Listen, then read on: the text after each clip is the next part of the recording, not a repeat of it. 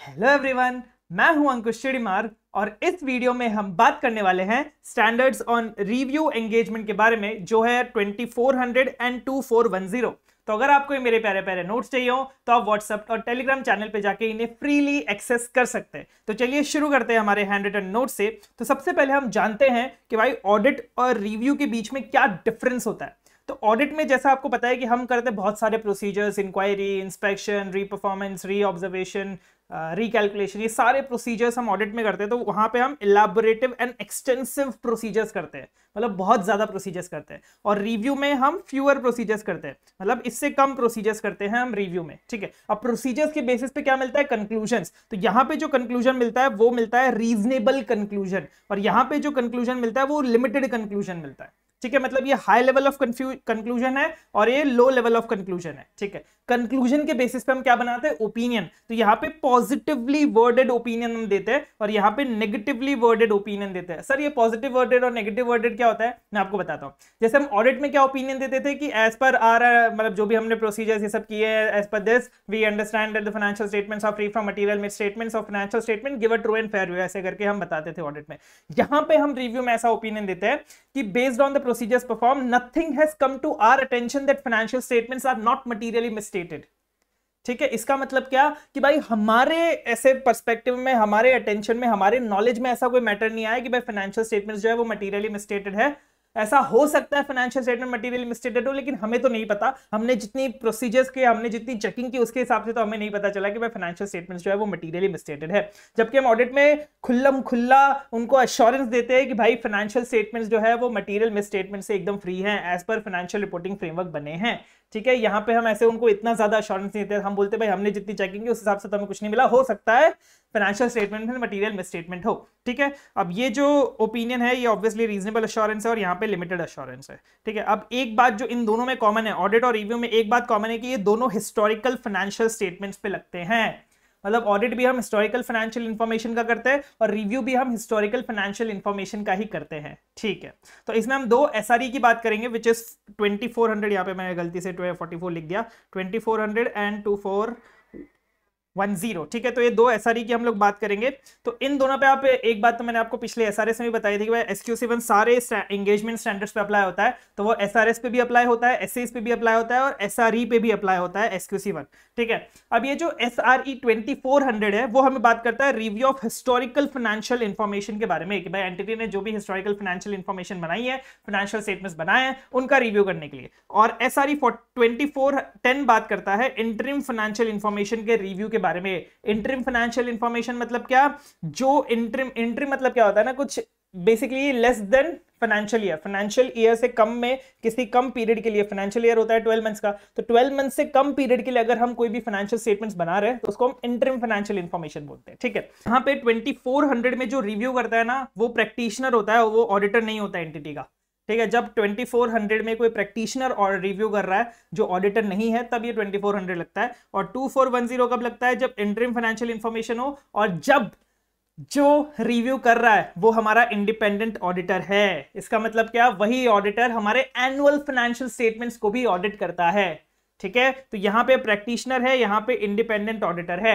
And since ये दोनों SRE, मतलब SRE standards on review engagement में हम अश्योरेंस देते हैं, भले ही लिमिटेड अश्योरेंस देते हैं लेकिन अश्योरेंस देते हैं, इसलिए यहां पे हमारा इंडिपेंडेंट होना इंपॉर्टेंट है। दोनों में इंडिपेंडेंस रिक्वायरमेंट्स फॉलो होनी चाहिए। ऑब्वियसली ऑडिटर है तो इसको तो इंडिपेंडेंट होना ही पड़ेगा, लेकिन यहाँ पे हम रिव्यू अश्योरेंस दे रहे हैं, इसलिए यहाँ पे भी हमें इंडिपेंडेंस की रिक्वायरमेंट है। अब ये जो है ना स्टैंडर्ड्स ऑन रिव्यू एंगेजमेंट, इन दोनों में बेसिकली हम primarily inquiry and analytical procedures ही करते हैं। मतलब जैसे मैंने आपको बताया था ना यहाँ पे, भाई हम यहाँ पे तो एक्सटेंसिव प्रोसीजर्स करते हैं, यहाँ पे फ्यूअर प्रोसीजर्स करते हैं। तो यहाँ पे प्राइमरली मतलब मेनली हम सिर्फ इंक्वायरी और एनालिटिकल प्रोसीजर्स करते हैं। हम एडिशनल प्रोसीजर्स कर सकते हैं अगर हमें कोई फाइनेंशियल स्टेटमेंट में मटेरियल मिसस्टेटमेंट मिल जाए, फिर कोई सर्टेन स्पेसिफिक सर्कमस्टेंसेस में जो हम डिस्कस करेंगे वहां पे हम एडिशनल प्रोसीजर्स भी कर सकते हैं। तो ये हमारा ओवरऑल व्यू था on standards on review engagement. तो चलिए शुरू करते हैं सबसे पहले हमारा SRE 2400 से, जो सबसे पहले एक बार हम अपने नोट से भी डिस्कस करते हैं सारी चीजें। SRE 2400 engagements to review historical financial statements. Audit और रिव्यू के बीच में क्या डिफरेंस है भाई? इलाबोरेट एक्सटेंसिव प्रोसीजर्स होते हैं, यहाँ पे फ्यूअर प्रोसीजर्स होते हैं। प्रोसीजर्स के बेसिस पे कंक्लूजन बनता है, यहाँ पे रीजनेबल होता है, यहाँ पे लिमिटेड। कंक्लूजन के बेसिस पे ओपिनियन बनता है, यहाँ पे पॉजिटिवली वर्डेड है, यहाँ पे नेगेटिवली वर्डेड है। और ये जो एश्योरेंस है वो रीजनेबल और यहाँ पे लिमिटेड है। और दोनों के बीच में जो सेम सिमिलैरिटी है वो ये है कि भाई दोनों हिस्टोरिकल फाइनेंशियल इंफॉर्मेशन के ऊपर काम करते हैं, ठीक है। SRE 2400 क्या बोलता है? वो बोलता है प्रैक्टिशनर की responsibility when he is not auditor of financial statements, जब वो ऑडिटर नहीं है फाइनेंशियल स्टेटमेंट्स का। अगर ऑडिटर है तो SRE 2410, ठीक है।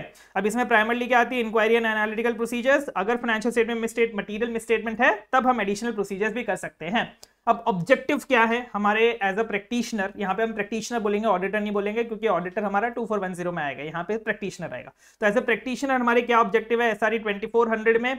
सबसे पहला ऑब्जेक्टिव है लिमिटेड अश्योरेंस लेना। उनको बोलना कि भाई हमारा सिर्फ लिमिटेड अश्योरेंस लेने का काम है, हम रीजनेबल अश्योरेंस नहीं लेते हैं। लिमिटेड अश्योरेंस लेना कि जो फाइनेंशियल स्टेटमेंट है वो फ्री फ्रॉम मटीरियल मिसस्टेटमेंट है। एंड क्या एज अ प्रैक्टिशनर हम ये बिलीव करते हैं कि financial statements are not prepared as per applicable financial reporting framework. हम ये भी चेक करना है कि क्या वो as per financial reporting framework बने हैं या नहीं बने हैं। ये हमारा पहला ऑब्जेक्टिव है। दूसरा ऑब्जेक्टिव है भाई जो भी हमने लिमिटेड अश्योरेंस ली उसको रिपोर्ट में दे दो, रिपोर्ट कर दो और कम्युनिकेट कर दो as per this standards on review engagement, ठीक है। अब जब हमारा ऑब्जेक्टिव है कि भाई हमें लिमिटेड अश्योरेंस लेनी है, लेकिन अगर हम ये ऑब्जेक्टिव फुलफिल ना कर पाए, इसका मतलब क्या? जब हम लिमिटेड अश्योरेंस नहीं ले सकते तब और मॉडिफाइड कंक्लूजन, आप बोलोगे चलो लिमिटेड अश्योरेंस नहीं ले सकते, हम अश्योरेंस नहीं ले सकते तो मॉडिफाइड कंक्लूजन दे दो। लेकिन उस पर्टिकुलर सिचुएशन में उस सिचुएशन की ग्रेविटी इतनी ज्यादा है कि उस पर्टिकुलर सिचुएशन में हम मॉडिफाइड कंक्लूजन भी नहीं दे सकते, तब हमें या तो डिस्क्लेम करना पड़ेगा कंक्लूजन को या फिर विड्रॉ करना पड़ेगा if possible under laws and regulation. तो इसका मतलब ये बोल रहा है कि अगर आप लिमिटेड अश्योरेंस नहीं ले सकते प्लस आप उसको मॉडिफाई नहीं कर सकते, मॉडिफाई मतलब सिंपली कहना चाह रहे हैं क्वालिफाइड ओपिनियन नहीं दे सकते, क्वालिफाइड कंक्लूजन नहीं दे सकते। यहाँ पे ओपिनियन नहीं आएगा, यहाँ पे कंक्लूजन आएगा। सब जगह ओपिनियन की जगह ऑडिट में आता है ओपिनियन और रिव्यू में आता है कंक्लूजन। तो अगर आप क्वालिफाइड कंक्लूजन नहीं दे सकते तब या तो आपको डिस्क्लेम कंक्लूजन करना पड़ेगा या फिर आपको विड्रॉ करना पड़ेगा if possible under laws and regulation. समझ गए? समझ गए सर, वेरी गुड। फिर बात करते हैं ethical requirements and engagement level quality control की, कि भाई हमें एथिकल रिक्वायरमेंट्स के साथ कंप्लाई करना पड़ता है, इंक्लूडिंग इंडिपेंडेंस। क्यों इंडिपेंडेंस? क्योंकि ये अश्योरेंस एंगेजमेंट है। अश्योरेंस एंगेजमेंट इंडिपेंडेंस होना ही पड़ता है, आपको इंडिपेंडेंट होना ही पड़ता है। और यहाँ पे जो एंगेजमेंट पार्टनर है उसकी रिस्पॉन्सिबिलिटी होती है for overall quality of each review engagement. ये हमने SQC 1 में पढ़ा हुआ है, ठीक है। अब बात करते हैं factors affecting acceptance of review, कि भाई जब हम एक्सेप्ट करने वाले हैं किसी भी रिव्यू एंगेजमेंट को तब हमें कौन कौन से फैक्टर्स पे ध्यान रखना है, कौन कौन से फैक्टर्स को ध्यान देना है। तो सबसे पहली बात इसमें बोल रहा है कि shall not accept if he is not satisfied, कि अगर प्रैक्टिशनर सेटिस्फाइड नहीं है तब तक उसको एक्सेप्ट नहीं करना चाहिए। किस बात से सेटिस्फाइड नहीं है? दो बात से सेटिस्फाइड नहीं है। सबसे पहला पर्पस ऑफ एंगेजमेंट, की जो हम एंगेजमेंट कर रहे हैं ना रिव्यू एंगेजमेंट, उसका पर्पस सही है, वो हम सही पर्पस के लिए रिव्यू कर रहे हैं। अब ये पर्पस ऑफ एंगेजमेंट कब प्रेजेंट नहीं होगा, कब पर्पस सही नहीं होगा? जब लॉज एंड रेगुलेशन बोलता है कि भाई आपको ऑडिट करनी है, लॉज एंड रेगुलेशन बोल रहा है आपको ऑडिट करनी है, आप करवा रहे हो रिव्यू, तो इसका पर्पस सही नहीं है ना। अगर पर्पस सही नहीं है तो फिर मैं इसको एक्सेप्ट क्यों करूंगा? सबसे पहले लॉज एंड रेगुलेशन देखना है। दूसरा लिमिटेशन ऑन स्कोप देखना है कि क्या इस रिव्यू एंगेजमेंट में कोई लिमिटेशन ऑफ स्कोप है कि नहीं है। लिमिटेशन ऑन स्कोप ऐसी है कि भाई मुझे डिस्क्लेम करना पड़ जाएगा ओपिनियन, तो आपको ये लिमिटेशन ऑन स्कोप देखना पड़ेगा। एंड तीसरा association of his name in appropriate manner, मतलब जब प्रैक्टिशनर का नाम जो एसोसिएट होगा ना उस जो भी आप रिव्यू कर रहे हो फाइनेंशियल हिस्टोरिकल फाइनेंशियल इंफॉर्मेशन से, वो इनएप्रोप्रिएट होगा। अगर ये कोई भी तीन कंडीशन प्रेजेंट है तो हम ऐसा बोलेंगे कि भाई एंगेजमेंट को परफॉर्म करने का पर्पस सही नहीं है, इसलिए we can not accept this review engagement. And दूसरा क्या केस है? Review is appropriate. जब तक हम सेटिस्फाइड ना हो जाए कि भाई रिव्यू इज एप्रोप्रिएट, मतलब रिव्यू करना सही है इस सर्कमस्टेंसेस में। अगर नहीं है तो हम उनको सजेस्ट करेंगे कि भाई कोई और अनदर टाइप ऑफ एंगेजमेंट कर लो। इसका मतलब क्या? अनदर टाइप मतलब क्या? या तो क्या पता ऑडिट मोर एप्रोप्रिएट हो, उस सर्कमस्टेंसेस में ऑडिट करना सही है, या फिर अगर और अश्योरेंस इज प्रोहिबिटेड, मतलब अश्योरेंस एंगेजमेंट हमें नहीं करना, हमें कोई और एंगेजमेंट करना है, तब हम रेकमेंड करेंगे उनको कंपाइलेशन एंगेजमेंट कर लो या फिर कोई और एंगेजमेंट कर लो। बेसिकली जो नॉन अश्योरेंस वाले थे, कंपाइलेशन में you do not give any assurance, agreed upon procedures में do not give any assurance. मैंने बताया था आपको SRS में हम अश्योरेंस नहीं देते। तो अगर अश्योरेंस एंगेजमेंट प्रोहिबिटेड है तो फिर आप कोई और एंगेजमेंट बोल दो जो नॉन अश्योरेंस एंगेजमेंट पे। ठीक है, एक बार हम अपने नोट से भी डिस्कस कर लेते हैं। ये बोलता है factors affecting acceptance of review engagement, practitioner shall not accept engagement if he is not satisfied about what rational purpose for engagement, की जो engagement हम कर रहे हैं उसका क्या पर्पस है और वो पर्पस रैशनल है या नहीं है। रैशनल पर्पस कब नहीं होगा? जब लॉज एंड रेगुलेशन ऑडिट चाहती है, लॉज एंड रेगुलेशन बोलती है भाई आपको ऑडिट करना है, दूसरा लिमिटेशन ऑन स्कोप है, और तीसरा हमारा नाम ऐसे एसोसिएट किया जा रहा है जो इनएप्रोप्रिएट है। ये पहला है। और दूसरा पॉइंट हमारा है कि भाई we are not satisfied that review is appropriate, and अगर रिव्यू एप्रोप्रिएट नहीं है तब हमें ये देखना पड़ेगा कि क्या ऑडिट इज मोर एप्रोप्रिएट, या फिर अगर वो बोल रहे हैं कि भाई आपको अश्योरेंस एंगेजमेंट ही प्रोहिबिटेड है, तब हमें रेकमेंड करना पड़ेगा कंपाइलेशन या फिर अदर एंगेजमेंट को। ठीक है, तो ये एक छोटा सा पॉइंट था फॉर योर फैक्टर्स। एक और आपके 4-5 और फैक्टर्स जो छोटे छोटे। सबसे पहले आपको लगता है कि भाई एथिकल रिक्वायरमेंट जो इंडिपेंडेंस वाली आप सेटिस्फाई नहीं कर पाओगे, आपको लग रहा है कि भाई आपने जो अंडरस्टैंडिंग ली ना, आपने जो प्रिलिमिनरी अंडरस्टैंडिंग ली, उससे आपको ये पता चला कि भाई जो इन्फॉर्मेशन चाहिए ना आपको रिव्यू के लिए, दैट इज अनअवेलेबल और अनरिलायबल। मतलब आपको या तो इन्फॉर्मेशन मिलेगी नहीं, या फिर जो इन्फॉर्मेशन मिलेगी उस पर आप रिलाई नहीं कर पाओगे। अब मेरे को इन्फॉर्मेशन मिलेगी नहीं, मैं रिलाई भी नहीं कर पाऊंगा, तो फिर मैं क्यों एक्सेप्ट करूं इस एंगेजमेंट को। नेक्स्ट है डाउट्स अबाउट इंटीग्रिटी। भाई मैनेजमेंट की ऑनेस्टी पे, इंटीग्रिटी पे अगर आपको शक है तो उन्होंने जो भी रिटर्न रिप्रेजेंटेशन दिए होंगे, जो भी एविडेंस दिए होंगे आपको, उन पे सारे इंफॉर्मेशन पे शक जाएगा आपको, तो फिर आप अच्छे से रिव्यू नहीं कर पाओगे, तो आप एक्सेप्ट ही मत करो। लास्ट है इंपोज लिमिटेशन ऑन स्कोप। अगर मैनेजमेंट और टीसीडब्ल्यूजी ने आपके ऊपर कोई इंपोज कर दी लिमिटेशन ऑन स्कोप, जिससे आपको लगता है कि भाई आप डिस्क्लेम ही करने वाले हो, आप कंक्लूजन देने ही नहीं वाले, फिर तो भाई क्यों ही एक्सेप्ट करूं मैं। यही वाला सेम ऊपर पॉइंट आ रहा है यहाँ पे, लिमिटेशन ऑन स्कोप वाला। ठीक है, तो ये 4-5 पॉइंट थे जो आपको और ध्यान रखने पड़ेंगे। तो ये पूरा था हमारा factors affecting acceptance of review engagement. अब बात करते हैं pre conditions for accepting review engagement, कि भाई जब आप एक्सेप्ट करने वाले हो रिव्यू एंगेजमेंट से पहले आपको उसको क्या क्या प्री कंडीशंस, क्या क्या कंडीशंस देखनी पड़ेगी बिफोर एक्सेप्टिंग रिव्यू एंगेजमेंट। तो ये सारा जो है this is same as your audit. तो एक बार मैं आपको अच्छे से जल्दी करवा देता हूं बेसिकली, कि भाई सबसे पहले आपको देखना है कि जो एफआरएफ है वो एक्सेप्टेबल है या नहीं है, एंड अगर स्पेशल पर्पस फाइनेंशियल स्टेटमेंट्स है तो आपको पर्पस देखना पड़ेगा, क्या स्पेशल पर्पस है, एंड इंटेंडेड यूजर्स के बारे में पता करना पड़ेगा। दूसरा आपको मैनेजमेंट को बताना पड़ेगा, मैनेजमेंट से लिख के लेना पड़ेगा कि वो अंडरस्टैंड इट्स रिस्पॉन्सिबिलिटीज फॉर, सबसे पहला था preparation of financial statements as per applicable financial reporting framework. दूसरा internal controls is necessary to enable financial statements which are free from material misstatements. मैं थोड़ा जल्दी बोल रहा हूं क्योंकि ये सब हमने ऑडिट में किया हुआ है। जो भी रिव्यू आप देखोगे तो आपको लगेगा ये ड्यूरेशन बहुत बड़ा है ये वीडियो का, लेकिन इसमें बहुत सारी चीजें जो है ना आपकी ऑडिट की रिपीटेड है, तो उसको मैं थोड़ा सा जल्दी निकालते जाऊंगा क्योंकि हमें नई चीजों पर ज्यादा ध्यान देना है। रिपीटेड चीज तो हम ऑलरेडी एसेज में पढ़ लेंगे इसलिए। ठीक है, तीसरा to provide practitioner with access to all information, सारी इन्फॉर्मेशन दे दो, कोई भी एडिशनल इन्फॉर्मेशन मैं मांगता हूं तो वो दे दो, और अनरेस्ट्रिक्टेड एक्सेस टू पर्सन, जिससे भी मुझे इन्फॉर्मेशन या फिर एविडेंस लेना है वो भी आप मुझे दोगे। ठीक है, अगर as a practitioner I am not satisfied कि भाई मैनेजमेंट ने ये सारे प्री कंडीशंस जो है वो फॉलो नहीं किए हैं, तब हमें मैनेजमेंट से डिस्कस करना पड़ेगा। अगर मैनेजमेंट बोलती है कि भाई कोई चेंजेस नहीं कर सकते, तब मैं एंगेजमेंट एक्सेप्ट नहीं करूंगा। भाई तुम मेरे प्री कंडीशन से फुलफिल नहीं कर रहे, मैं आगे कुछ भी मांगूंगा तुम क्या फुलफिल करोगे।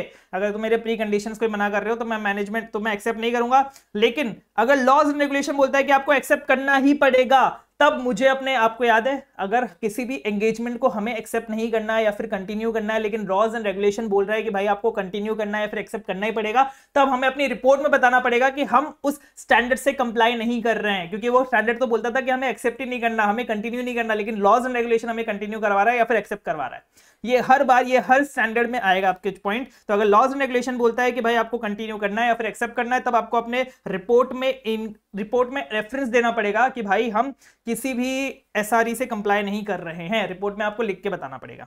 अगर ये तो था प्री कंडीशंस, मतलब जब आप बिफोर एक्सेप्टिंग रिव्यू आपको ऐसा लग रहा है कि भाई प्री कंडीशंस प्रेजेंट है या नहीं है, वो चेक करना है। दूसरा, अगर आफ्टर एक्सेप्टिंग एंगेजमेंट, मतलब एंगेजमेंट को एक्सेप्ट करने के बाद, काम शुरू करने के बाद आपको ऐसा लग रहा है भाई प्री कंडीशन से प्रेजेंट नहीं है, जो मुझे प्री कंडीशन चेक करनी चाहिए थी मैंने चेक करी थी, उसके बाद पहले मुझे सही लगा था कि हाँ प्रेजेंट है, एक्सेप्ट करने के बाद मुझे ऐसा पता चल रहा है कि भाई प्री कंडीशन प्रेजेंट नहीं है, तब मुझे क्या करना है, डिस्कस करना है मैनेजमेंट के साथ, जो मैंने यहाँ पे किया था, डिस्कस करना है मैनेजमेंट के साथ, फिर एंड डिटरमाइन करना है कि क्या मैटर रिजॉल्व हो गया है, डिस्कस करने के बाद क्या मैटर रिजॉल्व हो गया है। दूसरा, क्या मुझे एंगेजमेंट को कंटिन्यू करना चाहिए, अगर कंटिन्यू करना चाहिए तो मुझे कैसे कम्युनिकेट करना चाहिए about this matter in my report, जो मेरी रिपोर्ट होगी उसमें मैं कैसे बताऊंगा इस मैटर के बारे में।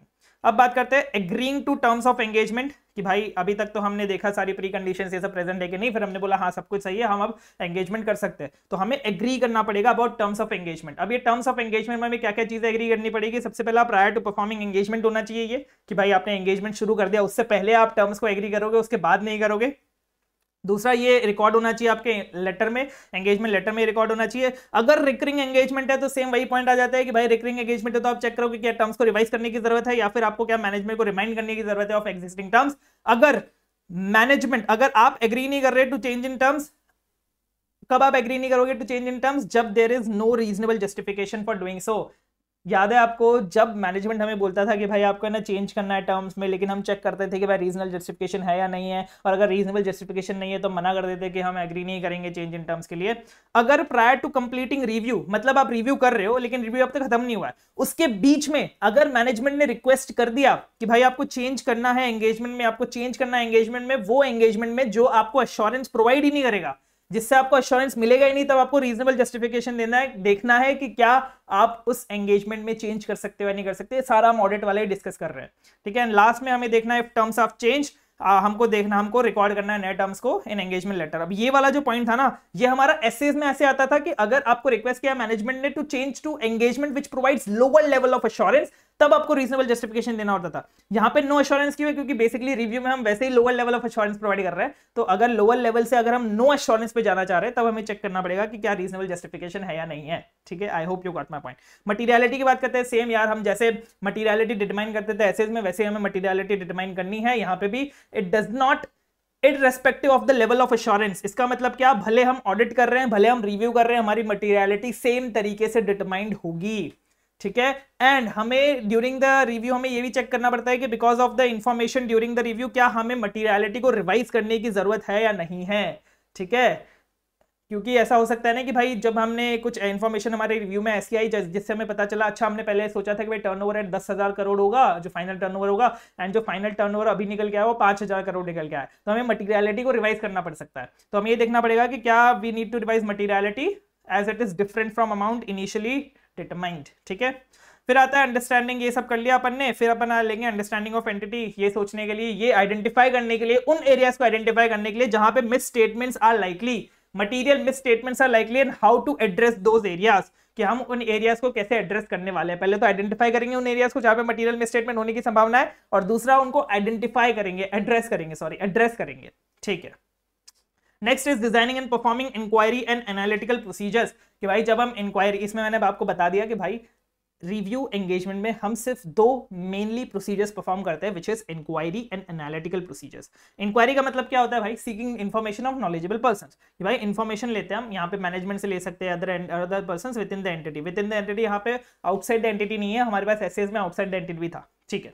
डिपेंडिंग ऑन सर्कमस्टेंसेस इंक्वायरीज, वो तो पहले एक तो इसमें बहुत सारे पॉइंट्स है इंक्वायरीज के अराउंड कि आप बहुत सारी इंक्वायरीज ले सकते हो, वो आपको याद रखने की जरूरत नहीं है। मेन आपको ये याद रखने की जरूरत है कि भाई इंक्वायरीज आप किस किस चीजों के लिए, additional matters for which you can take inquiry, कौन कौन से। सबसे पहला आप ये देखोगे कि भाई जो भी मीटिंग्स ऑफ ओनर्स हुई, TCWG हुई, उनमें क्या एक्शंस लिए गए, मीटिंग्स में क्या एक्शंस लिए गए। अब ये मीटिंग क्यों हुई थी? क्योंकि हमें कम्युनिकेशंस आया था फ्रॉम रेगुलेटरी एजेंसीज, हमें रेगुलेटरी एजेंसी से कम्युनिकेशन आया था कि भाई आप पे इतनी सारी पेनल्टी लगने वाली है। तब उस कम्युनिकेशन पे हमारे ओनर्स ने, हमारे TCWG ने जो मीटिंग की उसमें क्या एक्शंस निकल के आए, एंड अदर मैटर्स के बारे में इंक्वायरी लेनी है। अदर प्रोसीजर्स करके हमें जो मैटर्स पता चल रहे हैं उसके बारे में हमें इंक्वायरी लेनी है। छोटा सा 3 मार्क का क्वेश्चन आपके लिए आ सकता है, ठीक है। एनालिटिकल प्रोसीजर करते टाइम, जब हम एनालिटिकल प्रोसीजर सोच रहे हैं कि हम रिव्यू में करेंगे, तो हमें ये चेक करना पड़ेगा कि जो भी डेटा हमारे पास अवेलेबल है, क्या वो एडिक्वेट है फॉर परफॉर्मिंग एनालिटिकल प्रोसीजर्स, क्या हम उस डेटा के ऊपर एनालिटिकल प्रोसीजर परफॉर्म कर सकते हैं या नहीं कर सकते हैं, ठीक है। अब आप सोचोगे कि सर क्यों सिर्फ हम इंक्वायरी और एनालिटिकल प्रोसीजर्स ही करेंगे, क्या रेलेवेंस है, क्या इंपॉर्टेंस है of inquiry and analytical procedures in review engagement, तो उसकी बात हम अभी करने वाले हैं।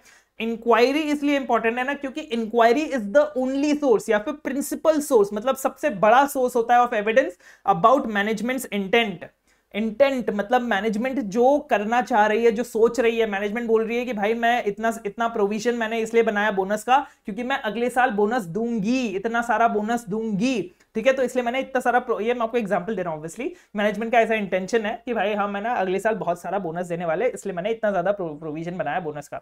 आप इंक्वायरी, इंटेंट ऐसे भी याद रख सकते हो, इन तो अब ये जो मैनेजमेंट का इंटेंट है ना, चेक करने के लिए हम इंक्वायरी ही कर सकते हैं, इससे ज्यादा हम कुछ नहीं कर सकते। मैनेजमेंट का अजम्पशन है, मैनेजमेंट का इंटेंशन है, इससे ज्यादा अगर हमें कुछ चेक करना है तो हम 3 चीजें चेक कर सकते हैं। सबसे पहला, understanding managements past history of performing it's intentions, मतलब क्या पास्ट हिस्ट्री में मैनेजमेंट ने ऐसे बोनसेस दिए हैं या नहीं दिए, उससे हमें पता चल सकता है। दूसरा, क्या रीजंस था फॉर चूजिंग दिस एक्शन, मतलब why the management wants to give more bonus to employees in next year, वो हम चेक कर सकते हैं रीजंस। एंड तीसरा management's ability to pursue action, क्या मैनेजमेंट के पास इतने पैसे है कि नहीं बोनस देने के। तो हम ये तीन चीजें चेक करेंगे, पास्ट हिस्ट्री, क्या रीजंस है और क्या मैनेजमेंट के पास एबिलिटी है या नहीं है, ठीक है, ताकि हम इंक्वायरी से जो हमें इंफॉर्मेशन मिली उसको कॉरोबोरेट कर सके। कॉरोबोरेट का मतलब मैंने आपको बताया था सपोर्ट कर सके, एडिशनल इंफॉर्मेशन ले सके, एडिशनल एविडेंस ले सके, ठीक है। और प्रोफेशनल स्केप्टिसिज्म, भाई हर पूरे ऑडिट में, रिव्यू में, हर जगह आपको जो है वो प्रोफेशनल स्केप्टिसिज्म मेंटेन करके चलना पड़ता है, ये आइडेंटिफाई करने के लिए कि क्या फाइनेंशियल स्टेटमेंट से मटेरियल मिसस्टेटमेंट्स है या नहीं है। एंड इंक्वायरी से और क्या होता है ना, inquiry also update your understanding of entity. आप जो अंडरस्टैंडिंग लेते हो ना एंटिटी की, तो पूरे रिव्यू के दौरान आप जो इंक्वायरीज लेते रहते हो, आपको और नई नई चीजें पता चलती जाती है, that updates your understanding of the entity, ताकि आप उन एरियाज को आइडेंटिफाई कर पाओ जहां पे मटेरियल मिसस्टेटमेंट्स हो सकते हैं। यही मैंने आपको बताया था अंडरस्टैंडिंग में, कि अंडरस्टैंडिंग हम इसलिए लेते हैं ताकि हम आइडेंटिफाई कर पाए उन एरियाज को जहां पे मटेरियल मिसस्टेटमेंट्स हो सकते हैं। आई होप आपको बहुत अच्छे समझ में आ गया होगा। ये तो सर आपने इंक्वायरी कर दिया, अब हमें एनालिटिकल प्रोसीजर्स के बारे में बताता हूं मैं आपको। एनालिटिकल प्रोसीजर्स क्या असिस्ट करती है, सबसे पहला सेम पॉइंट यहां से आ जाएगा, अपडेट करने के लिए अंडरस्टैंडिंग ऑफ द एंटिटी। क्यों अंडरस्टैंडिंग अपडेट करनी है, ताकि हम उन एरियाज को आइडेंटिफाई कर पाए जहां पे मटेरियल मिसस्टेटमेंट्स हो सकते हैं। एंड दूसरा, ये एक तो हमने पीछे से ले लिया, और दूसरा ये हम वापस से पीछे से ले लेंगे, हम ये बोलेंगे कि हम कॉरोबोरेटिव एविडेंस प्रोवाइड कर सकते हैं। एनालिटिकल प्रोसीजर्स हमें कॉरोबोरेटिव एविडेंस प्रोवाइड करते हैं टू आर इंक्वायरीज और एनालिटिकल प्रोसीजर्स ऑलरेडी परफॉर्म, मतलब अगर हम और एनालिटिकल प्रोसीजर्स करते जाए तो हमें सपोर्टिव एविडेंस मिलेंगे for the inquiries that we have already performed, ठीक है, जो भी हमने इंक्वायरीज पहले परफॉर्म कर दी है। दोनों पॉइंट पहले ऊपर से रिलेटेड, इंक्वायरी से रिलेटेड आ रहे हैं।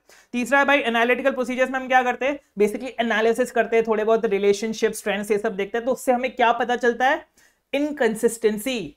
एनालिटिकल प्रोसीजर्स में जब भी आपको कुछ भी ऐसे ऊपर नीचे दिखे, आपको लगे नहीं ये गलत है, या फिर ट्रेंड ऊपर नीचे हो गया, या फिर कुछ तो गलत हो रहा है, तो उसको हम इनकंसिस्टेंसी बोलते हैं, मिस स्टेटमेंट नहीं बोलते। तो एनालिटिकल प्रोसीजर्स में हमें क्या पता चलता है, इनकंसिस्टेंसी फ्रॉम एक्सपेक्टेड ट्रेंड्स, मतलब ट्रेंड्स ऐसे चला आ रहा है फिर अचानक से ऐसे हो गया, तो ये इनकंसिस्टेंसी है, ठीक है। एंड लास्ट में analytical procedures also serves as additional procedures, मतलब मैंने आपको बोला था ना कि भाई आपको प्राइमरली मेनली जो परफॉर्म करना पड़ता है वो इंक्वायरी और एनालिटिकल प्रोसीजर परफॉर्म करना पड़ता है। अगर आपको फाइनेंशियल स्टेटमेंट्स में मटेरियल मिसस्टेटमेंट्स मिलने का आभास है, मिलने का फील है, तब आप एडिशनल प्रोसीजर्स परफॉर्म कर सकते हो। तो वो एडिशनल प्रोसीजर्स में आप वापस से एनालिटिकल प्रोसीजर्स भी कर सकते हो, ठीक है सर। नेक्स्ट हमारे पास बात आती है procedures to address specific circumstances. Specific circumstances में आप कुछ स्पेसिफिक प्रोसीजर्स कर सकते हो other than inquiry and analytical procedures. अब क्या क्या स्पेसिफिक सर्कमस्टेंसेस है और क्या क्या प्रोसीजर्स आपको परफॉर्म करनी है वो मैं आपको बता देता हूं। रिलेटेड पार्टीज के बारे में भाई सबसे पहला मेन चीज जो आपको लिखनी है रिलेटेड पार्टी में, दिस इज अलर्ट, कि आपको अलर्ट रहना है for existence of related party, कि क्या रिलेटेड पार्टी, कोई रिलेटेड पार्टी है या नहीं है, कोई एग्जिस्ट करती है या नहीं करती है। जो related party management has not previously disclosed to practitioner को जो रिलेटेड पार्टी के बारे में मैनेजमेंट ने पहले नहीं बताया क्या ऐसी कोई रिलेटेड पार्टी है या नहीं है, ठीक है। वो हमें कैसे पता चलेगा, अगर हमें कोई सिग्निफिकेंट ट्रांजैक्शंस के बारे में पता चलता है which are outside normal course of business, तब हमें मैनेजमेंट से आइडेंटिफाई करना है, इंक्वायर करना है about the nature of such transactions, involvement of related party है या नहीं उस ट्रांजैक्शन में, क्या बिजनेस रैशनल था उस ट्रांजैक्शन को करने के लिए, क्यों किया आपने वो ट्रांजैक्शन, वो हमें मैनेजमेंट से पूछना है। ये सारे पॉइंट्स आपको लिखने पड़ेंगे रिलेटेड पार्टी से क्वेश्चन आ जाए फॉर SRE 2400, ठीक है।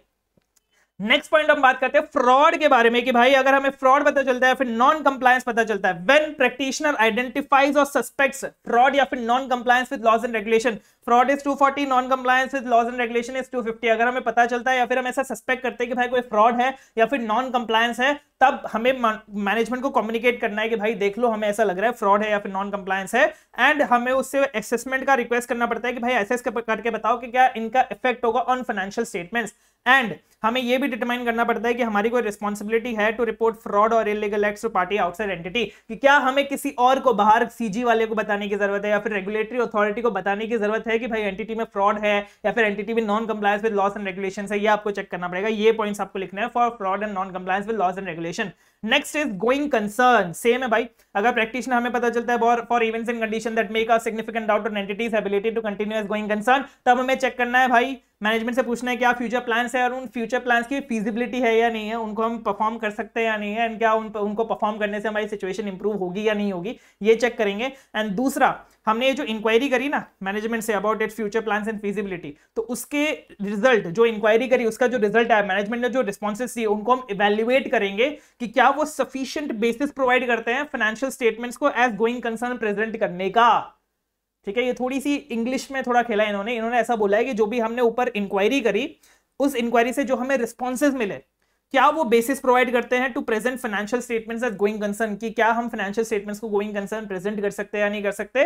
एंड दूसरा, क्या कोई मटेरियल इनकंसिस्टेंसी है फाइनेंशियल स्टेटमेंट्स में for entity's ability to continue as going concern. ये दो चीज, ठीक है, सेम ही उल्टा, मतलब उल्टा ही बोल रहे बेसिकली। एक बोल रहे कि भाई फाइनेंशियल स्टेटमेंट्स गोइंग कंसर्न के बेसिस पे परफॉर्म प्रेजेंट कर सकते हैं नहीं कर सकते, एंड दूसरा क्या कोई मटेरियल मिसस्टेटमेंट है या नहीं है।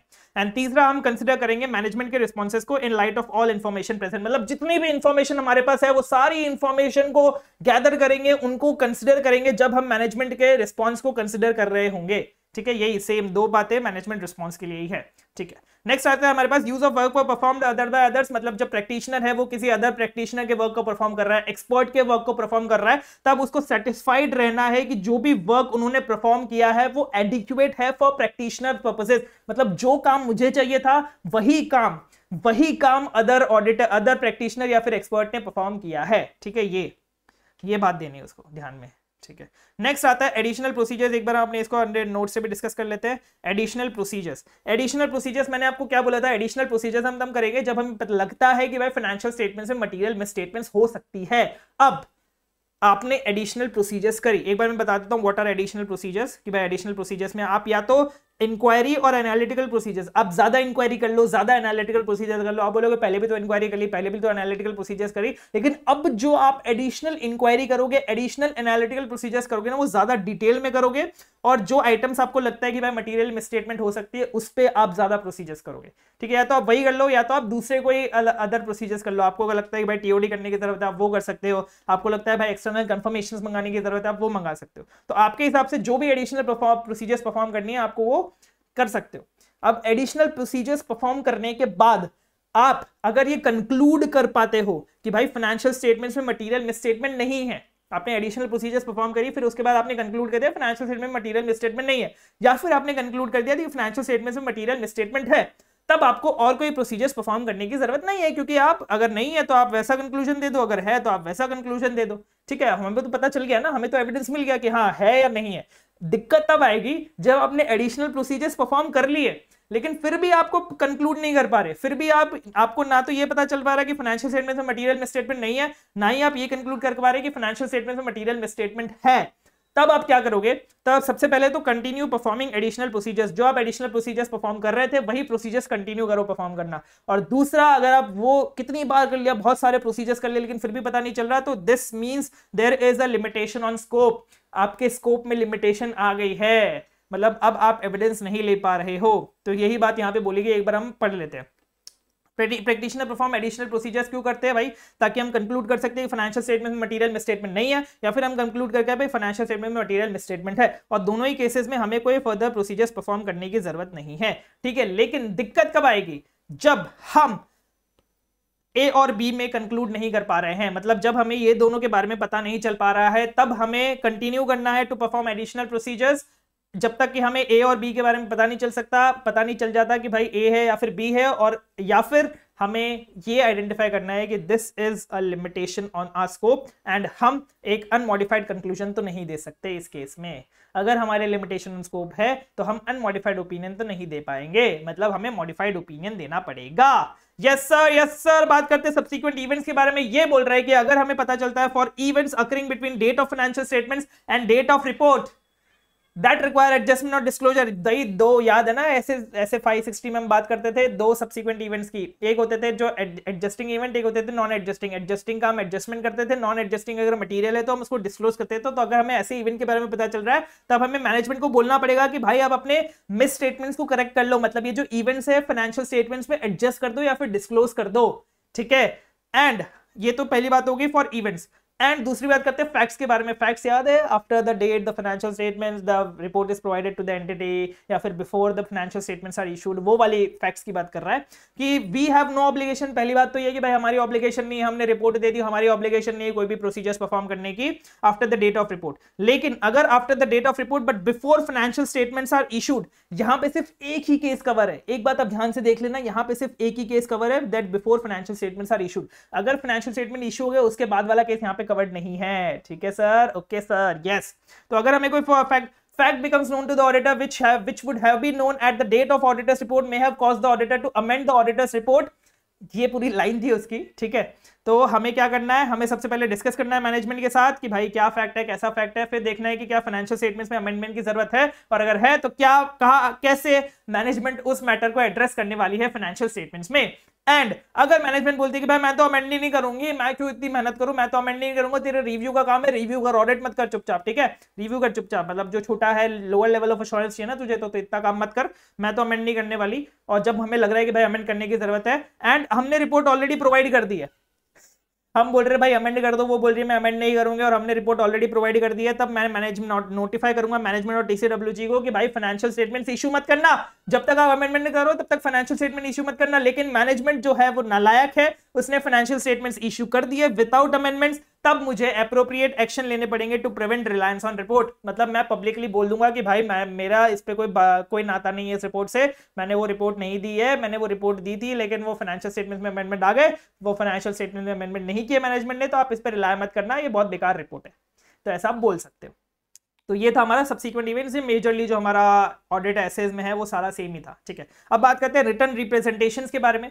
रिटर्न रिप्रेजेंटेशंस जो हम मैनेजमेंट से लेते हैं ना, अगर हमने मैनेजमेंट को बोला कि भाई आप ये लिख के दो, ठीक है, अब मैनेजमेंट अगर उस रिटर्न रिप्रेजेंटेशन में कुछ मॉडिफाई कर रही है, मतलब वो कुछ लैंग्वेज चेंज कर रही है, या फिर वो रिटर्न रिप्रेजेंटेशन दे ही नहीं रही, तब हम अलर्ट हो जाएंगे, क्योंकि भाई सिग्निफिकेंट इश्यूज जो है वो एग्जिस्ट कर सकते हैं। रिटर्न रिप्रेजेंटेशन नहीं दे रही है मैनेजमेंट, मतलब कुछ तो गड़बड़ है भाई, कुछ तो गड़बड़ है, वो लिख के नहीं दे रही है हमें। ठीक है, रिटर्न रिप्रेजेंटेशन हमें किस किस बारे में लेना है, सबसे पहले तो भाई मैनेजमेंट की रिस्पांसिबिलिटी के बारे में कि मैनेजमेंट की जो भी रिस्पांसिबिलिटी है for preparation of financial reporting framework as per applicable FRF, या फिर जो भी इन्फॉर्मेशन उसने प्रोवाइड करी है हमें, जो भी इन्फॉर्मेशन हमने बोली थी वो सारी इन्फॉर्मेशन उसने प्रोवाइड कर दी है, एंड सारे ट्रांजेक्शन उसने रिकॉर्ड कर लिए हैं फाइनेंशियल स्टेटमेंट्स में, ये रिटर्न रिप्रेजेंटेशन में हम इंक्लूड करके लेंगे। ठीक है, एंड अगर लॉज एंड रेगुलेशन हमें मैनेजमेंट को बोलता है कि भाई आपको रिटर्न पब्लिक स्टेटमेंट्स करने हैं ऑफ इट्स रिस्पांसिबिलिटीज, मतलब लॉज एंड रेगुलेशन बोल रहा है कि भाई मैनेजमेंट आपको ना एक रिटर्न में पब्लिक स्टेटमेंट लिख के देना है, मतलब आपको न्यूज़पेपर में बंटवाना है, ऐसा अपनी रिस्पांसिबिलिटीज बताते हुए कि भाई मेरी ये रिस्पांसिबिलिटी है एज अ मैनेजमेंट। और उस रिस्पांसिबिलिटीज की लिस्ट में अगर आप जो रिस्पांसिबिलिटी मैनेजमेंट से लिखवा के लेना चाह रहे हो रिटर्न रिप्रेजेंटेशन, वो दोनों मैच कर रही है, तब आपको एडिशनल काम नहीं करवाना मैनेजमेंट से, आप डुप्लीकेशन ऑफ एफर्ट्स नहीं कराओगे, आप वापस से वो रिस्पांसिबिलिटी पे रिटर्न रिप्रेजेंटेशन नहीं लोगे, आप दूसरी रिस्पांसिबिलिटीज पे रिटर्न रिप्रेजेंटेशन ले लोगे। ये हमने पढ़ा हुआ है एसेज में भी। ठीक है, अब हमें प्रैक्टिशनर एज अ प्रैक्टिशनर हमें रिक्वेस्ट करना है रिटर्न रिप्रेजेंटेशन किस बारे में, वो हम एक बार अपने नोट से डिस्कस कर लेते हैं कि भाई हम मैनेजमेंट से डिस्कस करना है, मैनेजमेंट से लेना है रिटर्न रिप्रेजेंटेशन कि उन्होंने सारी चीजें हमें डिस्क्लोज कर दी। सारी चीजें मतलब क्या, ऐसे 240 240 इज फ्रॉड के बारे में, जितने भी फ्रॉड थे, सस्पेक्टेड फ्रॉड थे, सारे बता दिए। 250 non compliance with laws and regulation जितने भी थे वो सारे हमें बता दिए। 550 रिलेटेड पार्टीज के बारे में, जितनी भी रिलेटेड पार्टी है सारे हमें बता दी। 560 विच इज सब्सिक्वेंट इवेंट्स, जितने भी इवेंट्स थे उनको एडजस्ट और डिस्क्लोज कर दिया। 570 जितने भी गोइंग कंसर्न थे, इवेंट्स और कंडीशंस थी उनके बारे में हमें बता गया है, मटीरियल अनसर्टेनिटी के बारे में हमें बता दिया गया है। और मटीरियल अनसर्टेनिटी से आएगा यहाँ पे मटीरियल से हमारे पास दो पॉइंट है, एक है मटीरियल कंटिजेंसीज के बारे में हमें सारी डिस्क्लोजर्स मिल गई है, एंड दूसरा है हमारे पास मटीरियल नॉन मॉनेटरी ट्रांजैक्शंस, जो भी एंटिटी ने कर किए या फिर एंटिटी ने एंटर किए, वो सारे के सारे ट्रांजैक्शंस के बारे में हमें पता है। तो ये 7 चीजें हमें मैनेजमेंट से लिखवा के लेनी है। क्या लिखवा के लेना है भाई, सबसे पहले फ्रॉड्स एंड सस्पेक्टेड फ्रॉड्स के बारे में, ऐसे 240, ऐसे 250 नॉन कंप्लायंस, फिर ऐसे 550 identification of related party and related party relationships and transactions, subsequent events ऐसे 560, गोइंग कंसर्न अजम्पशन ऐसे 570, and material commitments and material non monetary transactions. अगर मैनेजमेंट प्रोवाइड नहीं कर रही laws and written representation, management बोल रही है कि भाई जाओ मैं तुम्हें रिटर्न रिप्रेजेंटेशन नहीं दूंगी। ये हमने ऐसे में टॉपिक डिस्कस किया हुआ है कि भाई सबसे पहले हम डिस्कस करेंगे मैनेजमेंट के साथ, भाई क्या दिक्कत है तेरे, क्यों नहीं देना चाह रही तो हमें रिटर्न रिप्रेजेंटेशन। अगर फिर भी मैनेजमेंट नहीं देती तो हम रीवैल्यूएट करेंगे इंटीग्रिटी, मतलब कुछ तो गड़बड़ है, कुछ तो मैनेजमेंट के मन में चोर है, इसलिए मैनेजमेंट लिख के नहीं दे रही है, ऑनेस्टी नहीं है मैनेजमेंट की, तो हमें इंटीग्रिटी चेक करनी पड़ेगी, इंटीग्रिटी को रीवैल्यूएट करना पड़ेगा। हम बाकी और जो रिटर्न रिप्रेजेंटेशन मैनेजमेंट ने प्रोवाइड किया उसकी रिलायबिलिटी पे भी शक करेंगे कि भाई हो सकता है रिटर्न रिप्रेजेंटेशन गलत हो, एंड एविडेंस पे भी शक करेंगे कि भाई हमें जो भी एविडेंस मिले वो भी हो सकता है गलत हो, ठीक है। एंड फिर हमें एप्रोप्रिएट एक्शन लेना है और कंक्लूजन में अपनी रिपोर्ट पे चेक करना है कि क्या कोई इफेक्ट आएगा हमारी कंक्लूजन पे भी, ठीक है। एंड कंक्लूजन पे इफेक्ट क्या आ सकता है, हम डिस्क्लेम करेंगे। कब एज अ प्रैक्टिशनर मैं अपना कंक्लूजन जो है वो डिस्क्लेम करूंगा या फिर मैं विड्रॉ कर लूंगा। भाई साहब, रिटर्न रिप्रेजेंटेशन की वजह से मैं अपना कंक्लूजन डिस्क्लेम भी कर सकता हूं या फिर मैं विड्रॉ भी कर सकता हूं एंगेजमेंट से। कब करूंगा, जब मुझे डाउट है अबाउट इंटीग्रिटी ऑफ मैनेजमेंट, मुझे ऐसा लग रहा है कि भाई मैनेजमेंट चोर है, उन्होंने जो रिटर्न रिप्रेजेंटेशन दिया है उस पर मैं रिलाय नहीं कर सकता क्योंकि मैनेजमेंट चोर है। अगर मैनेजमेंट चोर है तो भाई रिटर्न रिप्रेजेंटेशन तो छोड़ो, बाकी जो भी एविडेंस मिले वो भी गलत हो सकता है, इसलिए मैं या तो डिस्क्लेम दे दूंगा या फिर विड्रॉ कर दूंगा, बोलूंगा मुझे एविडेंस मिले ही नहीं। या फिर मैनेजमेंट प्रोवाइड नहीं कर रही written representation for its responsibilities. Management की रिस्पांसिबिलिटी है for preparation of financial statements as per applicable financial reporting framework, और वही रिस्पांसिबिलिटी के बारे में मुझे रिटर्न रिप्रेजेंटेशन लिख के नहीं दे रही, वैसा लिख के नहीं दे रही कि उसने अपनी रिस्पांसिबिलिटी फुलफिल करी है। अब मैनेजमेंट खुद की रिस्पांसिबिलिटी फुलफिल नहीं कर रही, ऐसा लिख के नहीं दे रही, तो मैं क्यों अपनी रिस्पांसिबिलिटी फुलफिल करूं? मैं भी तो डिस्क्लेमर दे दूंगा, मैं भी तो विड्रॉ करके चला जाऊंगा, मैं क्यों करूं भाई काम अगर मैनेजमेंट अपना काम नहीं कर रही तो, ठीक है। ठीक है, तो ये था हमारा रिटर्न रिप्रेजेंटेशन का पॉइंट ऑफ SRE 2400। अब आते हैं फॉर्मिंग कंक्लूजन। बस ये थोड़ा सा और बचा है हमारे पास, ये पूरा टॉपिक, बस ये एक और पेज है फिर खत्म हो जाएगा ये फॉर्मिंग कंक्लूजन। कि भाई हम जब फॉर्म करते हैं हमें कैसे क्या कंक्लूजन मैं आपको वापस बता देता हूं। रिव्यू में होता है कंक्लूजन, ऑडिट में होता है ओपिनियन। तो यहाँ पे जहां जहां पे भी कंक्लूजन है आप ओपिनियन समझ लेना, ठीक है, लेकिन लिखना आपको कंक्लूजन ही है, ठीक है। हमें कंक्लूजन पे हम जब कंक्लूजन बना रहे हैं तब हमें इंपैक्ट कंसिडर करना है ऑफ अनकरेक्टेड मिसस्टेटमेंट। अगर कोई भी अनकरेक्टेड मिसस्टेटमेंट है तो उसका इंपैक्ट कंसिडर करना है। दूसरा qualitative aspects of entities accounting practices including indicators of management bias, वो वाला पॉइंट, ठीक है, ओके। अनमॉडिफाइड कंक्लूजन, कब हम अनमॉडिफाइड कंक्लूजन देंगे और उस अनमॉडिफाइड कंक्लूजन में क्या लिखेंगे, मैंने आपको स्टार्टिंग में बताया था। When practitioner has obtained limited assurance, जब हमने limited assurance ले लिया है that nothing has come to his attention to believe that financial statements are not prepared or do not give a true and fair view in all material aspects as per applicable financial reporting framework। मतलब हमारे attention में ऐसी कोई भी चीज नहीं आई कि financial statements जो है वो not prepared as per financial reporting framework है, समझे। Not prepared as per financial reporting framework के कब यूज करेंगे, कंप्लायंस फ्रेमवर्क होगा तब, और fair financial statements do not give true and fair view कब यूज करेंगे, जब फेयर प्रेजेंटेशन फ्रेमवर्क होगा तब, ठीक है। तो ये आपको ये वाली लाइन आपको ध्यान रखनी है, ये नेगेटिवली वर्डिंग वाली लाइन है कि भाई हमें तो ऐसा कुछ नहीं मिला कि फाइनेंशियल स्टेटमेंट्स में कुछ तो गड़बड़ है, हमें तो कोई गड़बड़ नहीं मिली, ठीक। ये है अनमॉडिफाइड ओपिनियन। अब आपको मॉडिफाई ओपिनियन, जब आप मॉडिफाई कर रहे हो ना कंक्लूजन को, सॉरी ओपिनियन नहीं कंक्लूजन, अगर मैं गलती से ओपिनियन निकल जाए तो आप कंक्लूजन समझ लेना उसको, ठीक है। तो अगर आप मॉडिफाई कर रहे हो ना कंक्लूजन को, तब आपको हेडिंग यूज करनी है, वही सेम चीज है भाई, qualified conclusion, adverse conclusion, disclaimer of conclusion, यही सब जो भी सेम है, सारा एसेज वाला ही कंटेंट है यहाँ पे। प्रोवाइड करना है आपको डिस्क्रिप्शन ऑफ मैटर, वहीं पे सेम यार, डिस्क्रिप्शन ऑफ मैटर प्रोवाइड करना है आपको, या तो बेसिस फॉर कंक्लूजन पैराग्राफ में जो इमीडिएटली बिफोर कंक्लूजन पैराग्राफ होगा। अब ये मुझे पता नहीं है ICAI ने गलत लिखा है या फिर ऐसा ही है, लेकिन ये ऐसा बोल रहे कि भाई जो आप कंक्लूजन पैराग्राफ दोगे ना, ये वाला कंक्लूजन पैराग्राफ, उससे पहले आपको अपना बेसिस फॉर कंक्लूजन पैराग्राफ देना है। तो अगर आपको ये ध्यान रखना, अगर आपको MCQs में आ जाए या फिर कहीं भी आ जाए तो आपको ये बिफोर लिखना है, जबकि यूजुअली हमारे पास बाद में ही होता है ये, ठीक है। अब जब आप एक्सप्रेस कर रहे हो क्वालिफाइड कंक्लूजन, क्वालिफाइड और यहाँ पे सेम ही है, मतलब क्वालिफाइड कब करोगे, जब आपके मटेरियल है परवेसिव नहीं है। एडवर्स कब करोगे, मटेरियल है परवेसिव है, आपको सारे एविडेंसेस मिल गए हैं। डिस्क्लेम कब करोगे, जब मटेरियल है परवेसिव है और सारे एविडेंस आपको नहीं मिले हैं, ठीक है। तो अगर क्वालिफाइड कर रहे हो तो आपको सेम वही चीज लिखनी है जो हमने वहां पे लिखी थी एसेज में, जो हमने लाइन लिखी थी कि based on our review except for effects of possible effects of matter described in basis for qualified conclusion बेरा, सेम यहाँ पे nothing has come to his attention that to believe that financial statements are not prepared as per financial reporting framework, ठीक है, ठीक है। मतलब ये line हमें ऐड करनी है कि एक्सेप्ट फॉर इफेक्ट्स और पॉसिबल इफेक्ट्स। यहाँ पे इफेक्ट्स क्यों लिख रहे हैं, क्योंकि यहाँ पे हमें एविडेंस मिल गया। पॉसिबल इफेक्ट्स क्यों मिल रहे हैं, क्योंकि यहाँ पे हमें एविडेंस नहीं मिला है, ठीक है, ओके। फिर आता है व्हेन एक्सप्रेसिंग, अगर हम एडवर्स कंक्लूजन एक्सपेक्ट कर रहे हैं या फिर एक्सप्रेस कर रहे हैं, तब हमें क्या लिखना है, बेस्ड ऑन आवर रिव्यू, ये सेम लाइन है हमारे ऐसे वाली, due to significance of matter described in basis for adverse conclusion financial statements do not give true and fair view और financial statements are not prepared in all material respects as per applicable financial reporting framework, same as per SA, पूरा का पूरा, ठीक है। और basis for qualified या फिर conclusion para, basis for qualified या फिर कंक्लूजन पैरा, मतलब क्वालिफाइड में भी यही सेम चीजें आएंगी, एडवर्स होगा तो भी यही सेम चीजें आएंगी। क्या आएंगी? सबसे पहला डिस्क्राइब करना है, क्वांटिफाई करना है फाइनेंशियल इफेक्ट्स को, कि भाई वो जो मटेरियल मिसस्टेटमेंट्स के फाइनेंशियल इफेक्ट क्या है, अगर आप क्वांटिफाई नहीं कर सकते तो बताओ हम नहीं कर सकते हैं।